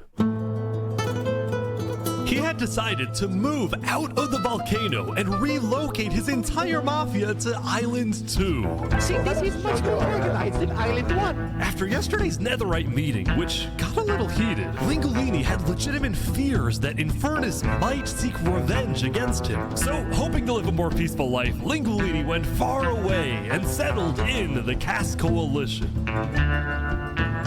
So you're the leader of a mafia, I've heard? Yes, we are, but we might do some rebranding over here. Are you guys violent? We weren't violent much, but we have done some political talk that has not been taken well, which is the reason why we're here. Sensing potential danger, Cass decided it was best for Lingolini to set up his home outside the Caste Coalition. That was actually the best move. That said, the Caste Coalition was now bigger than ever before. On day 7, Cass hosted a funeral for the deceased Wood Daddy, and over 100 people across both islands showed up. We are gathered here today no. in the cherished memory of Wood Daddy, a beacon of kindness in our community. While Cass's influence grew, the Commonwealth was in shambles. Saps' trial yesterday was a disaster for the Commonwealth. Island 2 had entrusted the Commonwealth to run the trial of Saps. So when Saps escaped his execution, people lost all faith in the Commonwealth, which at one point was the most powerful civilization in the world. On day 7, most of the Commonwealth leaders resigned, leaving just one player, Sitzkrieg, as the sole ruler of the Commonwealth. We're actively searching for Saps right now. We will restore honor to the Commonwealth. One of Sitzkrieg's biggest goals was to find We're not gonna and see kill Saps for like but his other another big goal hour. was to regrow the Commonwealth's population, which by this point had shrunk by a lot. So he sent out a lot of public invites, especially to the people of Island 1, and it actually did work until one of the people who moved in was Knight Arcturus, the lead builder of Westhelm, who had to flee from Westhelm because Spood had found out about his secret plans for revolution. Yeah, the Commonwealth is letting us hide out here. As long as Spood doesn't find us, we should be okay. Speaking of fugitives, the world's biggest fugitive, Saps, was back to hiding in the jungle after miraculously escaping from his trial, although his spirits were quickly fading. So sick. Everyone thinks I'm a murderer. I just don't know what to do anymore. I love his little camera setup. Saps knew that Sitzkrieg and the Commonwealth soon planned to scout the entire southern islands. He's going to Island 1. So on day 7, Saps Saps decided that his best bet was to leave his home island and flee to Island 1. That makes sense. But it would. Because the border had just dropped, people were constantly going back and forth between the two islands, which means traveling by sea could be dangerous. So Saps decided on another method of travel. He went to the place where he was least expected. The bridge. He's trying to use the bridge. No way. No way. He sees him. What the heck?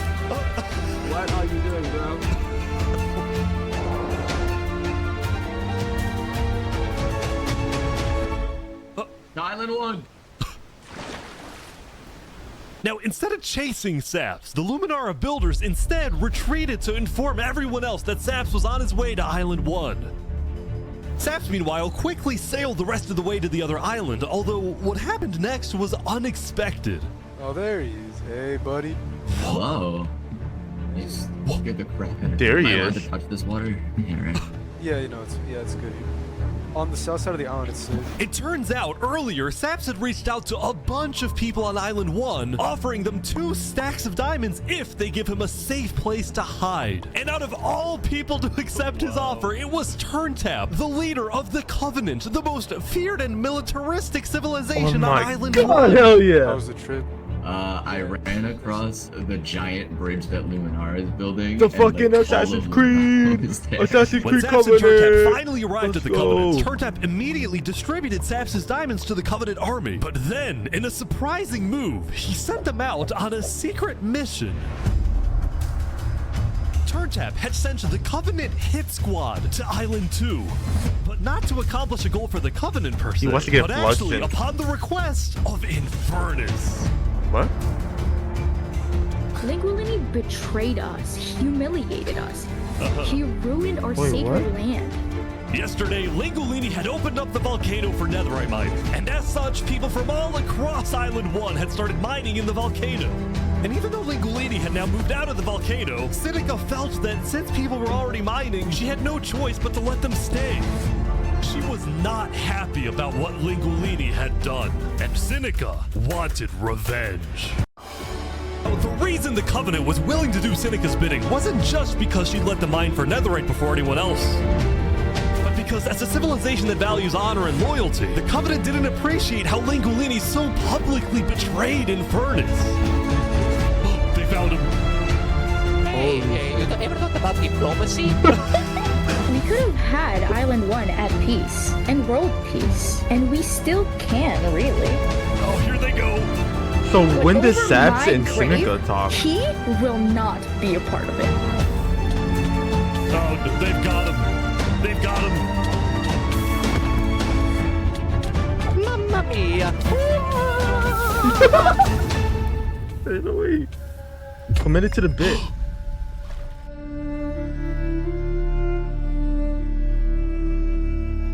The Covenant had massacred the Lingolini Mafia.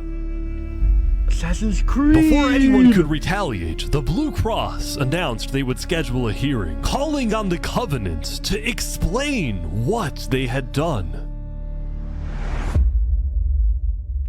Oh god. It's so dramatic. Howdy, Flux. Oh, you got some fancy armor now. Yeah, got it from Island 1. Wait, really? Earlier today, Flux and his crew had gotten their hands on a super rare armor trim by trading with the Covenant, who had picked up the armor trim from the Warden when it died.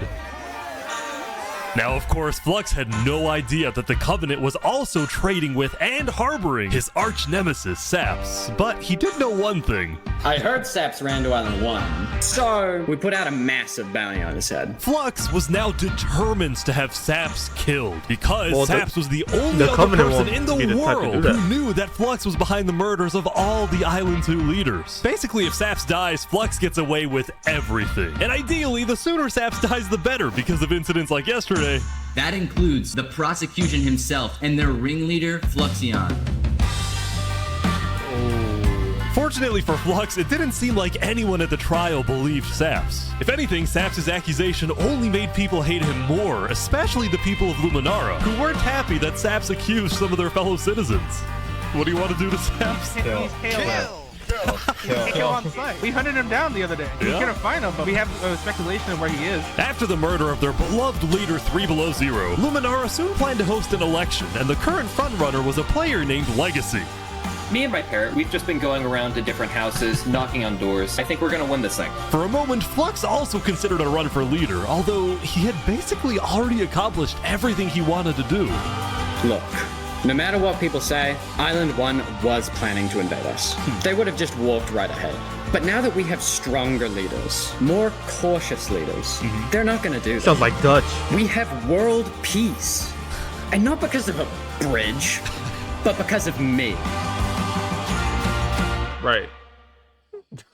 That's so like delusional.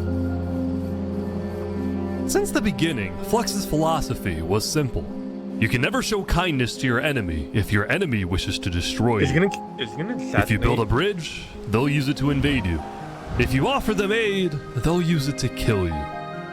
This is why Flux believed it was necessary to eliminate the Island 2 leaders who wished to be kind. But the cost of their deaths was devastating. The people of Tricolor still mourned Jofiel, building a massive statue to honor their deceased leader. We've just been trying to focus on restabilizing our nation. Obviously, the passing of Jofiel hit us pretty hard. Meanwhile, the people of Aperion had elected a new leader, but Aperion was never quite the same after the death of Alkaline Elk. The people of the Commonwealth were also in shambles, having a much smaller civilization than they started with. And even though there was some peace on Island 2, people didn't feel a sense of calm, but instead a sense of unease and revenge. They needed closure, and they were determined to kill the person who they believed murdered the leaders they loved. Saps knew that it was only a matter of time before someone hunts him down, or someone in the Covenant betrays him to collect the massive bounty on his head. So Saps made a last-ditch effort to try and get a strong ally for his cause. He asked Turntap to take him to the largest nation on Island 1.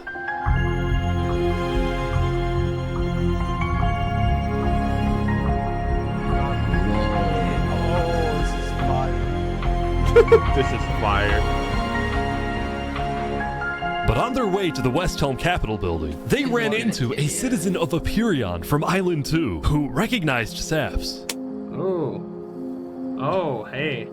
Is there a problem here? Neutral ground? Neutral ground. Uh-oh. Skating on West Helm territory. Uh-oh. Okay. Crouch. We will walk by in peace. Good call. Saps and his crew then entered the capital. Hello. Can I speak to the glorious leader of West Helm, please? Yeah. Is that a receptionist? Hello. The Covenant leaders brought me. Can we have a meeting? I'm not gonna lie, Saps. You coming to me asking for a meeting after what happened last time, even if it wasn't to do with you. Listen, I just want to talk. What about what? At least explain, because I'm innocent. Saps, I'm sorry. No. Ultimately, Shpood rejected Saps' request for a meeting because Shpood didn't exactly trust him and had no real reason to help him. So instead, Saps tried another civilization, the Alcaracina Pirates. Oh, cool.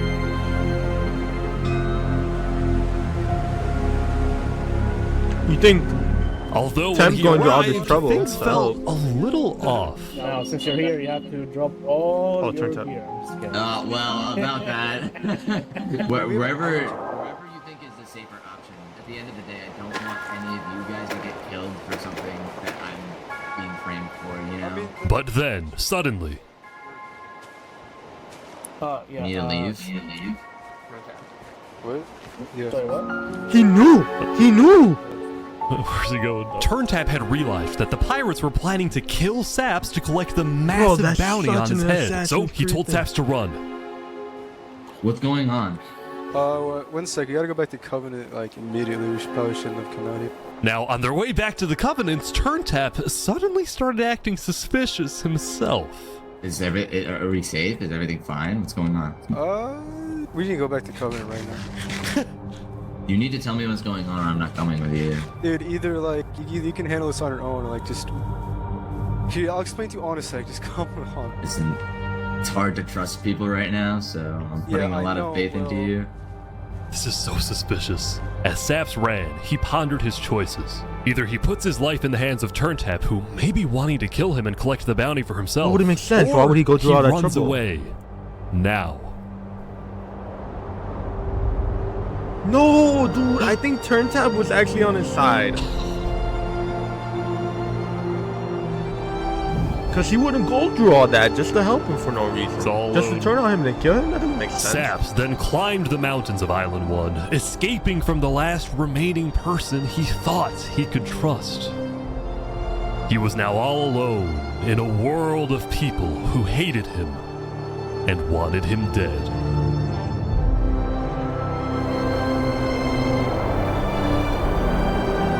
So he ventured into the snow.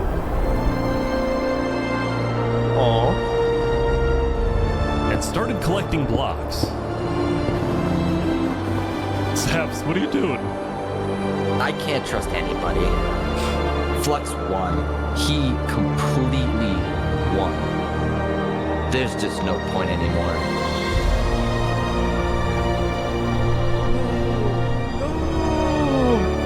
On day 7, Saps built a tower in the tundra, a monument for people to remember him by. And he planned to jump off.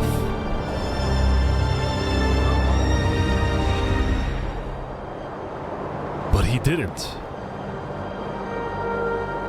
If I have to die, I'm gonna make sure he does too.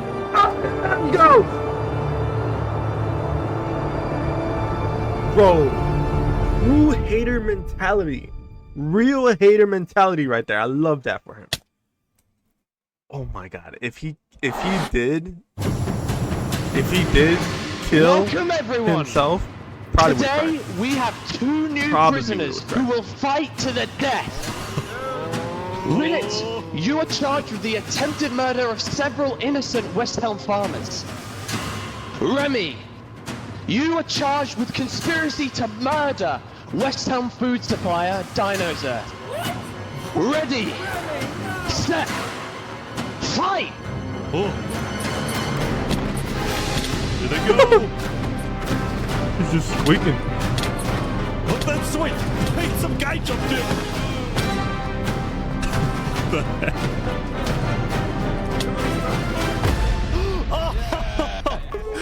All right.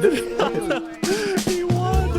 The original bread maker, go. Remy the Rat had won his duel in the Coliseum, and all of his crimes, including the murder of dinosaurs, were expunged from his record by Emperor Spood himself.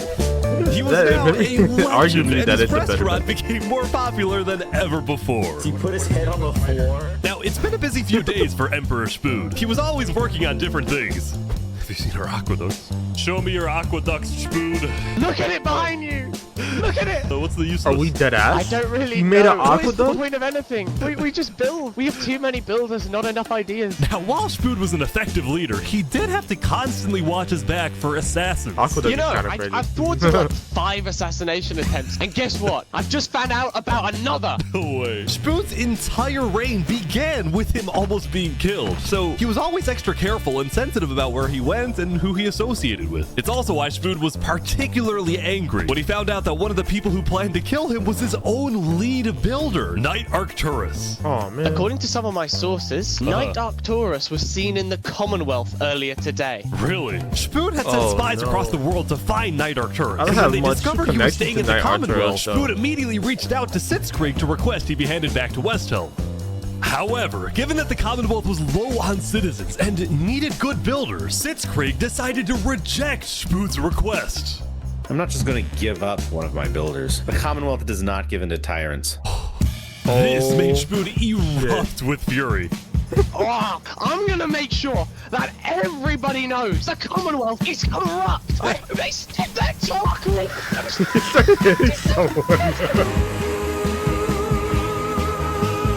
And so Spood went around telling everyone about how much he hates the Commonwealth. This whole situation became a massive drama, and it actually got to the point where the rest of Island 2 was getting annoyed with the Commonwealth. I don't get why the Commonwealth doesn't just hand him over. We don't need a war with West Helm. Unlike the Commonwealth, Cass had a big population, losing citizens who were troublemakers. For example, earlier, one of her citizens, Addison27, had gone to Tricolor, dug into Jovial's grave, and had stolen Jovial's head. Can I wear this? Hey, Cass, I brought you a trophy. But instead of protecting him, Cass immediately banished Addison from the Cass Coalition and alerted Tricolor of his location, causing Addison to flee Island 2. It was this kind of no-nonsense leadership that earned Cass a lot of respect from not only her citizens, but other Island 2 nations who were now much more willing to ally with Cass than with the Commonwealth. The very existence of the Cass Coalition also provided a sense of security to smaller groups, like this new nation who were mostly cheese merchants and called themselves the Conquistadors. This is the way of cheese, but el queso! Since the border dropped yesterday, the economies of most Island 2 nations were prospering, with heavy amounts of trade and tourism between islands. Meanwhile, in Barbie Land... Ish. I have news. What? I'm marrying Oppenheimer. What? On day 8, the player Oppenheimer had marched into Barbie Land, but instead of destroying it with a nuke, he apparently liked it so much that he proposed to their leader. Ish, consider this your invitation to the Barbenheimer wedding. Thank you. In Luminara, meanwhile, the citizens were inventing new technologies. This is the power switch. It's 16 furnaces working together simultaneously, and it has a bunch of hopper minecarts on the inside distributing everything. As much as Luminara was finally starting to live up to its name as the light of Island 2, little did its citizens know among them was quietly living the world's most deadly group of terrorists. I'm thinking of running the election tomorrow. Oh yeah? Legacy's pretty popular, but I'm not worried. While it seemed like each of the Island 2 nations had their own separate goals, they were all still united under one mission: to find and kill Saps. Seriously, In fact, by day 8, Luminara had told all of the other nations that Saps had fled to Island 1, and some nations were already preparing to send out hit squads later today. But Island 1, meanwhile, was currently dealing with a whole other political drama: the murder of Lingualini. I cannot conceive how we are being this civil about this. They came in, they found him in the hole, they drowned him in lava. This player, Vietnam, was one of the few remaining survivors in the Lingualini Mafia. Vietnam had escaped the Covenant's attack and wanted to get revenge against the Covenant, but was finding it surprisingly difficult to gather support. See, while the Blue Cross condemned the Covenant, nobody was brave enough to declare war on them. People feared the Covenant and its army, which is why Seneca secretly asked them to do the deed instead of doing it herself. Yeah, that was If smart. people knew Why that did they she do that? was behind the attack, she would be in big trouble. But for now, nobody would face any consequences for the massacre of the Lingualini Mafia.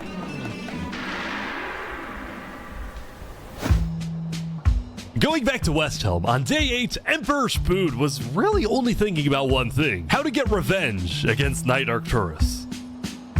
After the Commonwealth rejected Spood's extradition request, Spood's initial reaction was to begin preparing for war. I got fucking hits on But him, what people. made him This think is crazy. twice was his belief that the Commonwealth was a massive nation with probably a big army.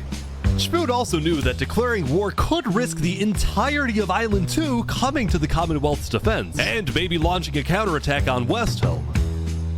So, Spood decided to change strategies. He instead decided to try and bait the Commonwealth. See if he can make them angry enough to do something rash. Something bad enough that would allow Spood to then declare war and have everyone's support. And Spood knew exactly how to make the Commonwealth angry. He invited back to the Westhelm capital the one person he knew the Commonwealth hated the most. Can we make a deal? We're running out of time. Saps is back, and Turntap's here too for some reason. This is interesting. Because the Covenant had brought Saps to Westhelm yesterday, That's Spood awkward. had specifically asked It's gonna be Turntap so to awkward. protect Saps and escort him to Westhelm once again. While Saps didn't fully trust Turntap, or Spood for that matter, he knew that a meeting with Spood was a massive opportunity, and it was worth the risk. Hey, you can turn the sun away, paint the moon in blood. If we can do what we do It's a best, great song. we're nocturnal life. Saps, you are the person that, to my knowledge, murdered all those people on Island 1. Island 2, sorry. It was not me. There is a person on Island 2 that is behind all of the assassinations and the corruption. His name is Flexion. Emperor Spood was having trouble believing Saps, but he went along with it for now. Well, it seems like we both have gripes with Island 2. Spood then proceeded to tell Saps and the Covenant about his feud with the Commonwealth, and how he needed Island 1's support in case a war breaks out. There was just one problem. The Blue Cross Alliance was as good as dead. Infernus had basically left the Alliance after the last meeting, and the Covenant had stopped responding to the Blue Cross because of the Lingualini situation. So Spood decided to take things into his own hands and individually call the big 4 nations of Island 1 for a meeting, and he wanted Saps to be there so he could tell the leaders about corruption on Island 2. Now, because of Saps' reputation, Seneca and Benji were hesitant. But as long as the meeting was in a wide open area without a roof, they decided they would go.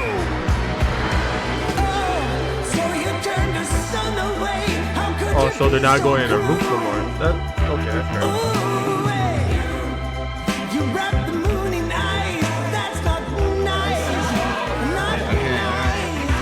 To begin the meeting, Spoon first had Saps tell his story. I've been put on trial and Okay, sentenced to death for a crime. This is great. This is great. This is great. Spoon's goal with this meeting was to convince all the leaders that Island 2 was a threat to Island 1. One of my right-hand men was murdered in cold blood by someone in association with the Commonwealth. It's one of the many injustices I've heard about on Island 2, and I want justice. Then, Turntap of the Covenant made his own statement. A few days ago, Covenant was approached by Luminara to speak of a potential trade agreement. Legacy AN approached me in regards to Fluxion, the guy who Saps is claiming killed everyone, which I do believe. Whoa. Apparently, back when the Covenant traded armor trims with Flux, they had also done the same deal with Legacy. And Legacy had voiced concerns to Turntap about Flux's run for leader, including how Flux was demoted from second in command, and rumors that he's paying people diamonds to vote for him. This gave Saps and Spoon's stories a little more credibility, which was crucial for getting everyone on board with West Helm's military proposal, which was, if any nation from Island 2 attacks Island 1, then the entirety of Island 1 must strike back. If all leaders are in agreement to this, please say aye. Aye. Aye. Aye. Good. This is for us a problem. Benji was hesitant to join any military alliance because Elysium was the nation of peace, and he knew that his people were opposed to any changes that threatened their peaceful lifestyle. Council might not agree. Do you believe if Saps was at the council meeting, would he potentially have the chance to convince them after telling his story? I think he might. As long as Saps agrees, it's up to you. I mean, yeah. He has to tell his story Saps again. and a few of the others then walked to Elysium on a mission to reunite Island 1.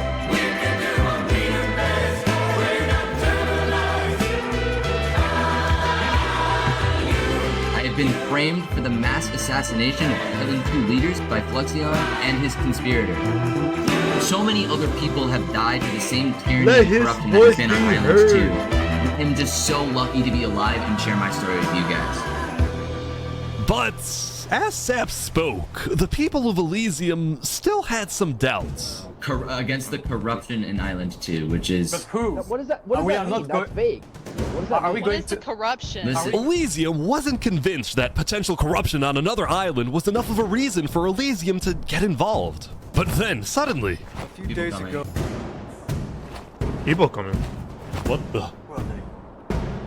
What is this? About 15 members of the West Helm army had inexplicably walked right through Elysium. They quickly left, but it certainly didn't help the tensions.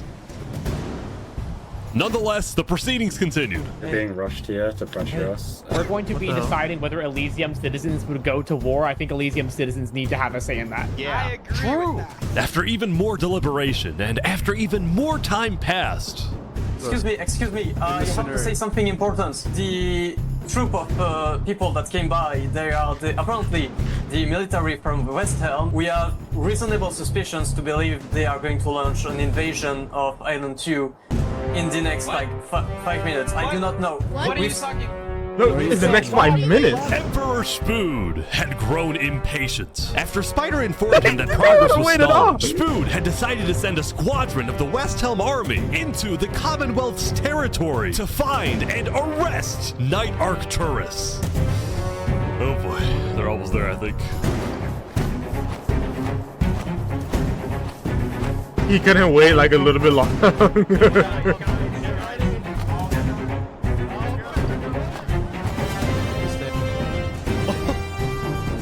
Hello then, Knight_Arcturus. Oh, they know him. Alright. They know where We he's don't at. have him. We do not know where he's That at. was so We unconvincing. have not seen him, nor have we heard from him. We don't have him. Where are they going? Is that it? Uh, Oh, meeting. With their first plan failing, Westhelm went to plan B. Shield wall, shield wall. What the? What's happening, guys? They're forming a shield wall. They're forming a shield wall outside. Everyone leave. We're getting out of here. Yeah. Alright. Everyone bail, bail. The Westhelm Squadron had successfully intimidated the Commonwealth leadership into fleeing their own nation. Westhelm then went around searching every house, every mine, every crevice of the Commonwealth. But ultimately, Knight Arcturus was nowhere to be found.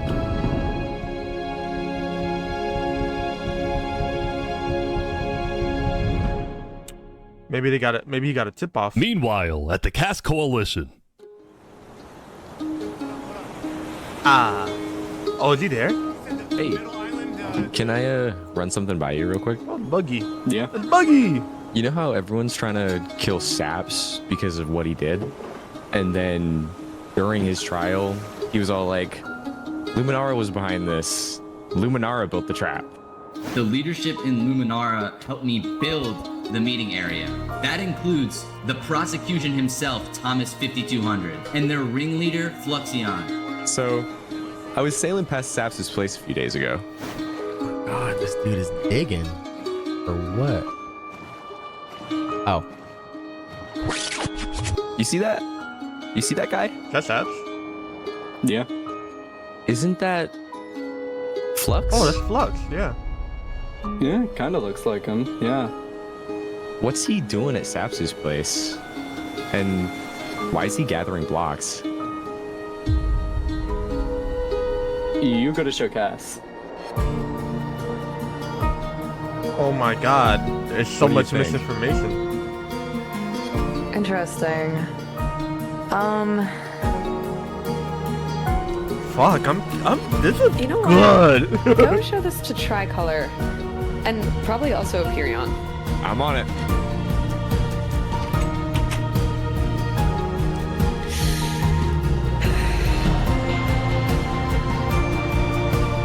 A citizen of the Cass Coalition had been reviewing his old video footage when he happened to notice Flux digging for sand, a prevalent material in Saps' roof.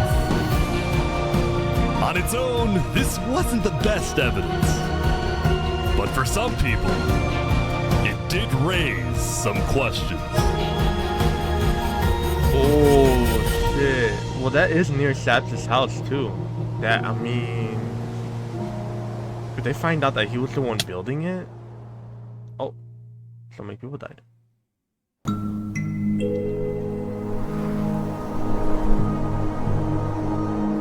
Yesterday, Saps had spent the day getting brought into meetings with the most important people on Island 1, and he didn't really know what to make of this. In one sense, he was incredibly lucky to finally have some support. But he also questioned how real this support is, and who he can really trust. See, Saps knew that the Covenant generally did not like the people of Island 2. The Covenant believed that Island 1 was the supreme island with better culture, customs, and traditions.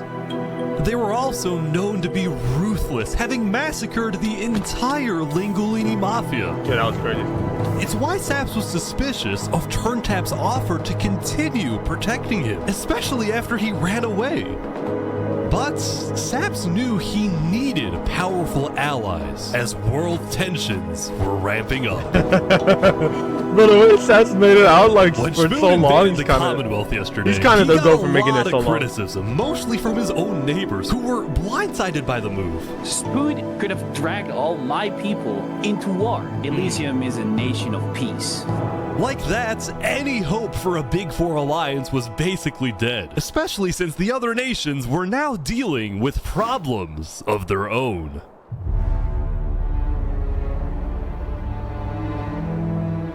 Earlier yesterday, Queen Seneca had found out that Elysium's newspaper Daybreak Media had somehow found out that she had directed the Covenant to kill Lingolini. No way. This is why Seneca was so quiet yesterday during the Island 1 snow meeting. She knew this story would be coming out, and she was trying to figure out how she would respond. And on day 9, she made her decision.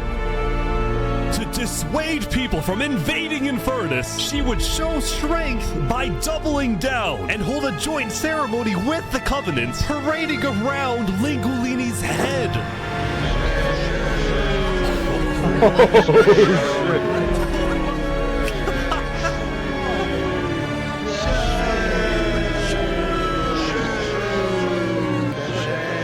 Are they saying shame or sheesh?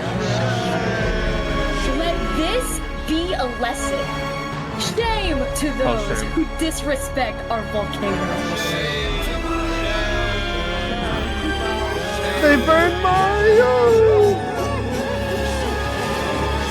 Meanwhile, on the other side of the island, the Blue Cross was hosting a meeting. Vietnam, I'm getting word that Infernus is having a ceremony to burn the head of Mario. If I can't get his head back, then it's war. I will put my hands around each and every one.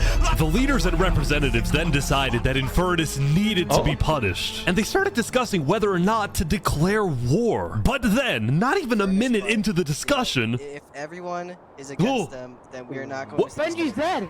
Benji's dead! Benji? But who the fuck killed Benji? Benji, the leader of Elite. And before anyone could even ask about what happened, a member of Daybreak Media made a shocking revelation. We know that Benji had been one of the people who made the call to kill Lingolini. What? Apparently, Benji had admitted to Daybreak Media that he, alongside Infernus, had approved the killing of Lingulini. At the time, Benji believed that killing Lingulini would finally resolve the conflict over the volcano and bring peace to the island. Oh, because there'd be one he leader in ended the up volcano. seriously regretting this decision. So he told Daybreak Media everything, exposed Infernus, and then ended his life.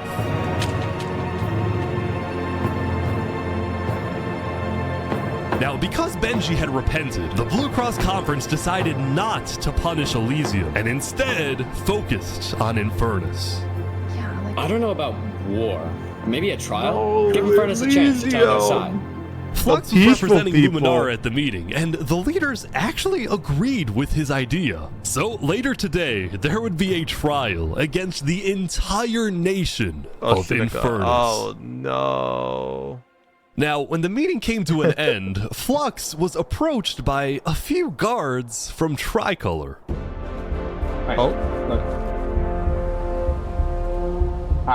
We know about the assassinations, all right?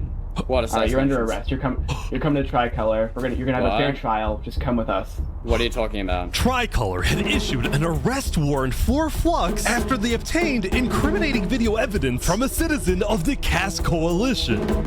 Being possibly responsible for the death of Jovial in any capacity. What are you talking about? We know Seraphim was guilty of that. There are concerns that you have made. They got their apples out. If you believe yourself innocent, I believe that you are. I trust that you're innocent because you told me you were. But right now, the most important thing you can do is simply go to the trial and prove that you're correct, which I believe This you is are, an outrage against Luminara. I cannot No. believe that you would accuse me of this. Now, the truth was, Tricolor wasn't necessarily convinced that Flux was guilty. They just wanted Flux to go to trial so that he could answer their questions about the videotape. Why didn't you not bring this up beforehand? So if you were guilty, you'd run away. You're seriously scared that I'm going to run away from a trial. You agree after what happened with the Commonwealth, we could never be too careful about stuff like that. We're both not. Fine, I will go. But this is an outrage. All right, let's go. We're gonna remember. We will not Ooh, stand. he's playing along. Flux is getting arrested by Tricolor. What is he up to? He's up to something. He's up to something every few seconds. He's up to something.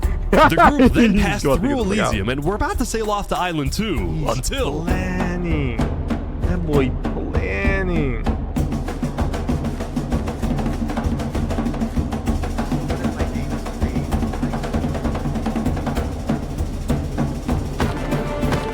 Oh, hey, what is this? What? Oh, he missed his boat. Wait, Flux is getting away? He missed his boat. It turned out Flux had secretly told a member of his own crew to come and attack him so that he could run away from his arrest without looking guilty. Fuck, that's when smart. Flux returned to Luminara, his whole world had flipped upside down. He believed he had covered all his tracks, that he had gotten away with everything. But for now, he had to remain calm and decide on his next move. Legacy, Yeah? we've just been informed that you have ties to the Covenant, and they're working with Saps the Traitor. So the problem is, we're afraid you're a national security threat. You have two choices right now. You either drop out of the election this instant, or we can do this the hard way. Oh, that's tough. That's kind of hard. By forcing Legacy to drop out of the election, Flux had automatically become the leader of Luminara. Which means if Tricolor still wanted to arrest him, they wouldn't be able to just walk ahead and take him. They would have to invade Luminara itself.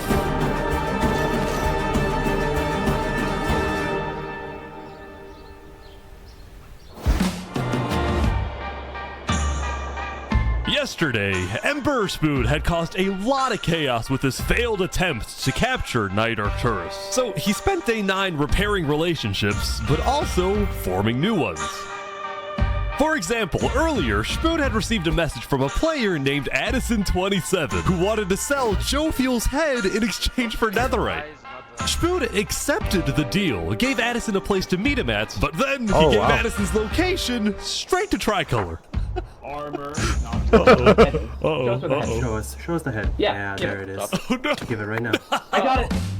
Now, this actually led to an alliance between West Helm and Tricolor, the first ever multi-island alliance, and a strategic move by Spoon to befriend the neighbors of the Commonwealth. Later, Spoon also visited the Covenant after he heard about some civil unrest going on. So they all just left, just like that? Apparently, about half of the Covenant's entire population had decided to leave the Covenant. This is because they believed Turntap was betraying the Covenant's values by constantly trading and associating with Island 2. And what made a lot of them really angry was the fact that Turntap was making them protect Saps.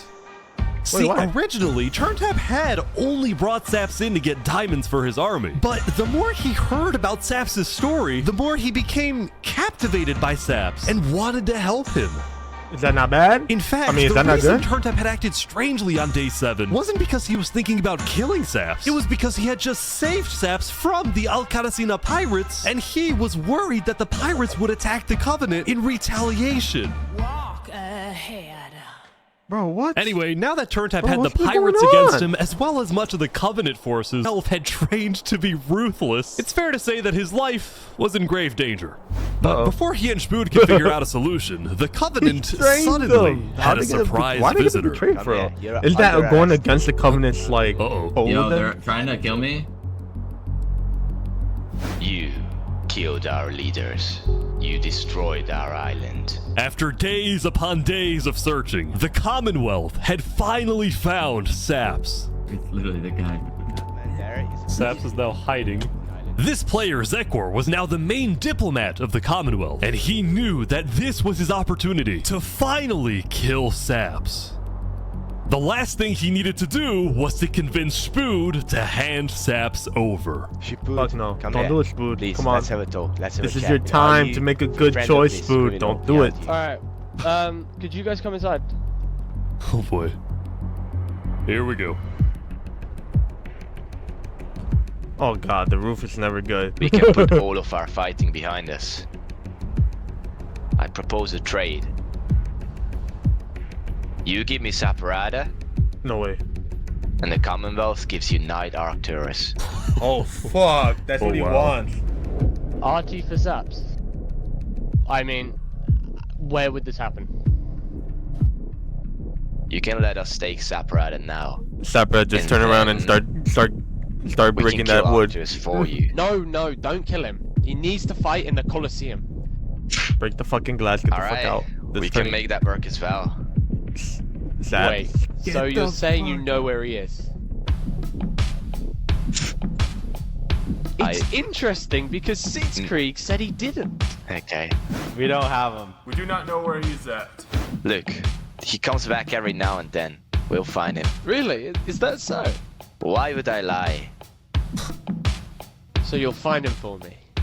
Spood, don't do this. Look, Spood, I have to be honest. I am shocked that you're defending this criminal.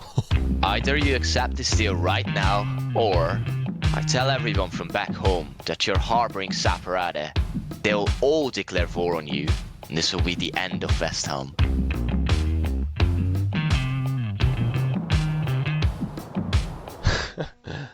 So, just to make the terms of this deal very clear, because I want to be accurate, you expect me to give up an innocent man in exchange for a terrorist? Is that really your offer?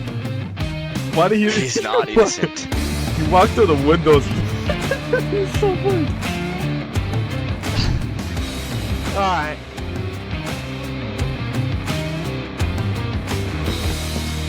Get out. Now. Go! Go!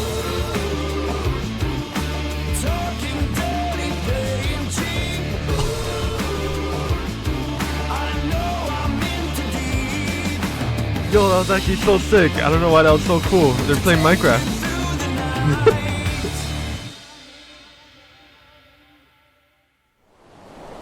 Soon, it would be time for the trial of Infernus, which had become a very anticipated event because Seneca had told everyone that she actually planned to attend.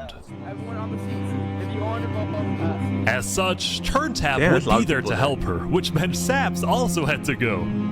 He wanted the Covenant's protection, which would actually come in handy. But Sap's getting attacked. What? Wait, what the fuck? Oh, no.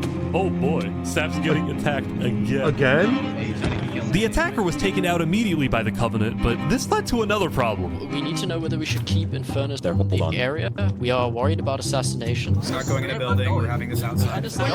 Seneca and the rest of Infernus had arrived, but were refusing to enter the courthouse because of safety concerns. Infernus is saying outside or nothing. They're not going in. And as expected, people were quickly becoming impatient. I have to stand here for 5 more minutes. I'm gonna pull all my hair out.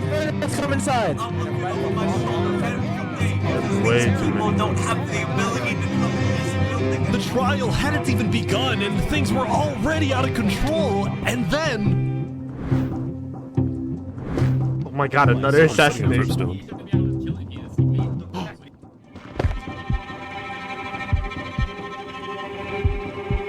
No. No! No!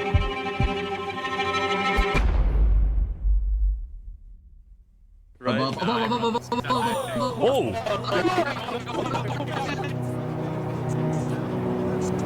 And like that, Turntap was dead, killed by 2 disgruntled former citizens of the Covenant who had come back for revenge. Bro, that was Sap's like biggest Queen protection. Seneca directed her people and all the remaining Covenant forces, who were now leaderless, to retreat to the Infernus Castle.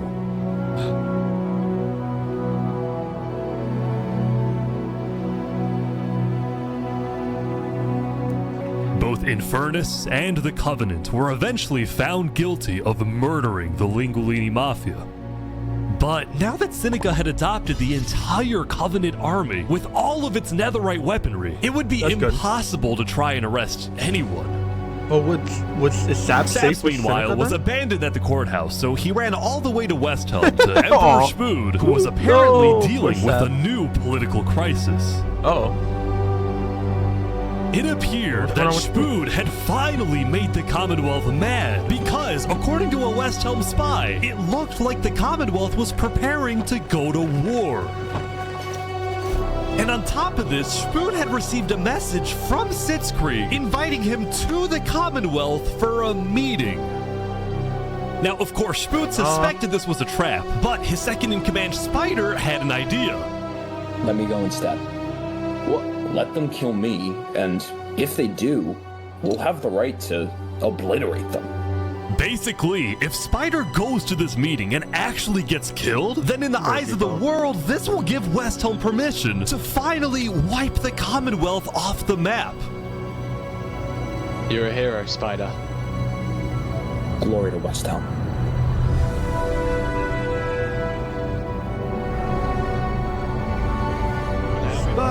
good. Let's go. These guys are all waiting for something to happen.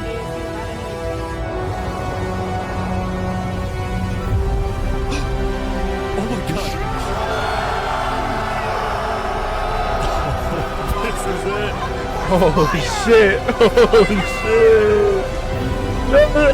Here goes Spider. No. I wonder if Saps is in that raid.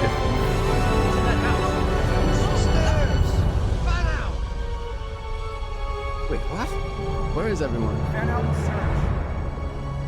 The Commonwealth had been completely abandoned. See, after Zephyr's meeting with Spoon, Sitzkrieg had tried to rally all of Island 2 against Westhelm, but not a single nation joined him.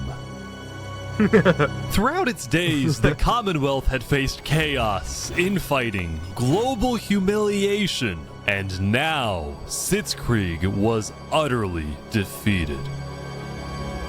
So, as a final jab against Westhelm, Sitzkrieg decided to kill Spider before dissolving the Commonwealth once and for all. Sitzkrieg and his remaining citizens then decided to pack up and relocate to the one place in the world that Westhelm wouldn't be able to infiltrate. Really? Really? Come on in, guys. Welcome to Infernus. Thank you, Seneca. There are so many people. Oh, their number just doubled. This is massive.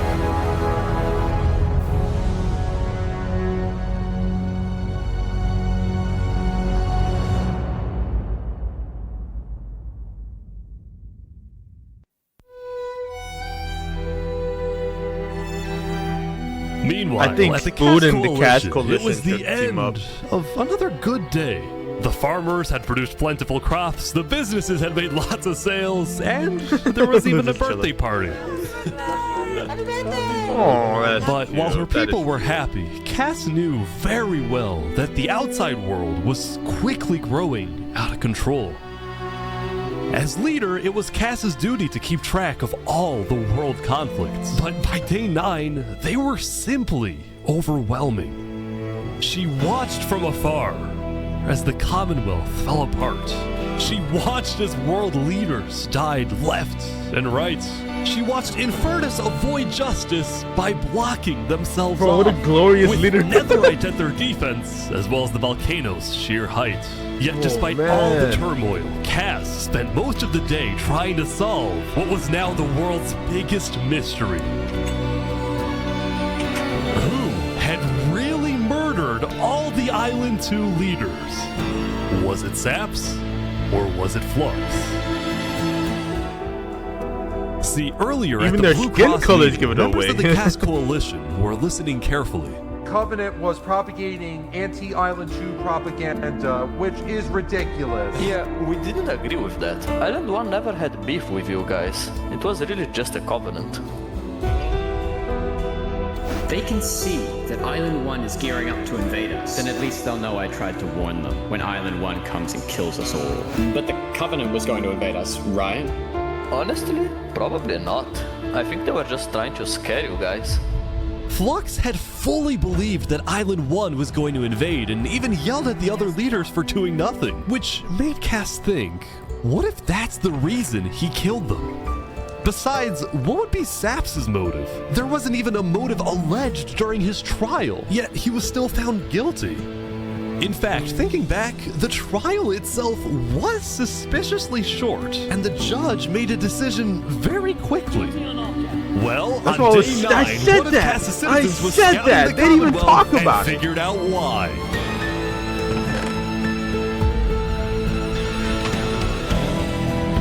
Flux had bribed the judge to ensure Saps was found guilty.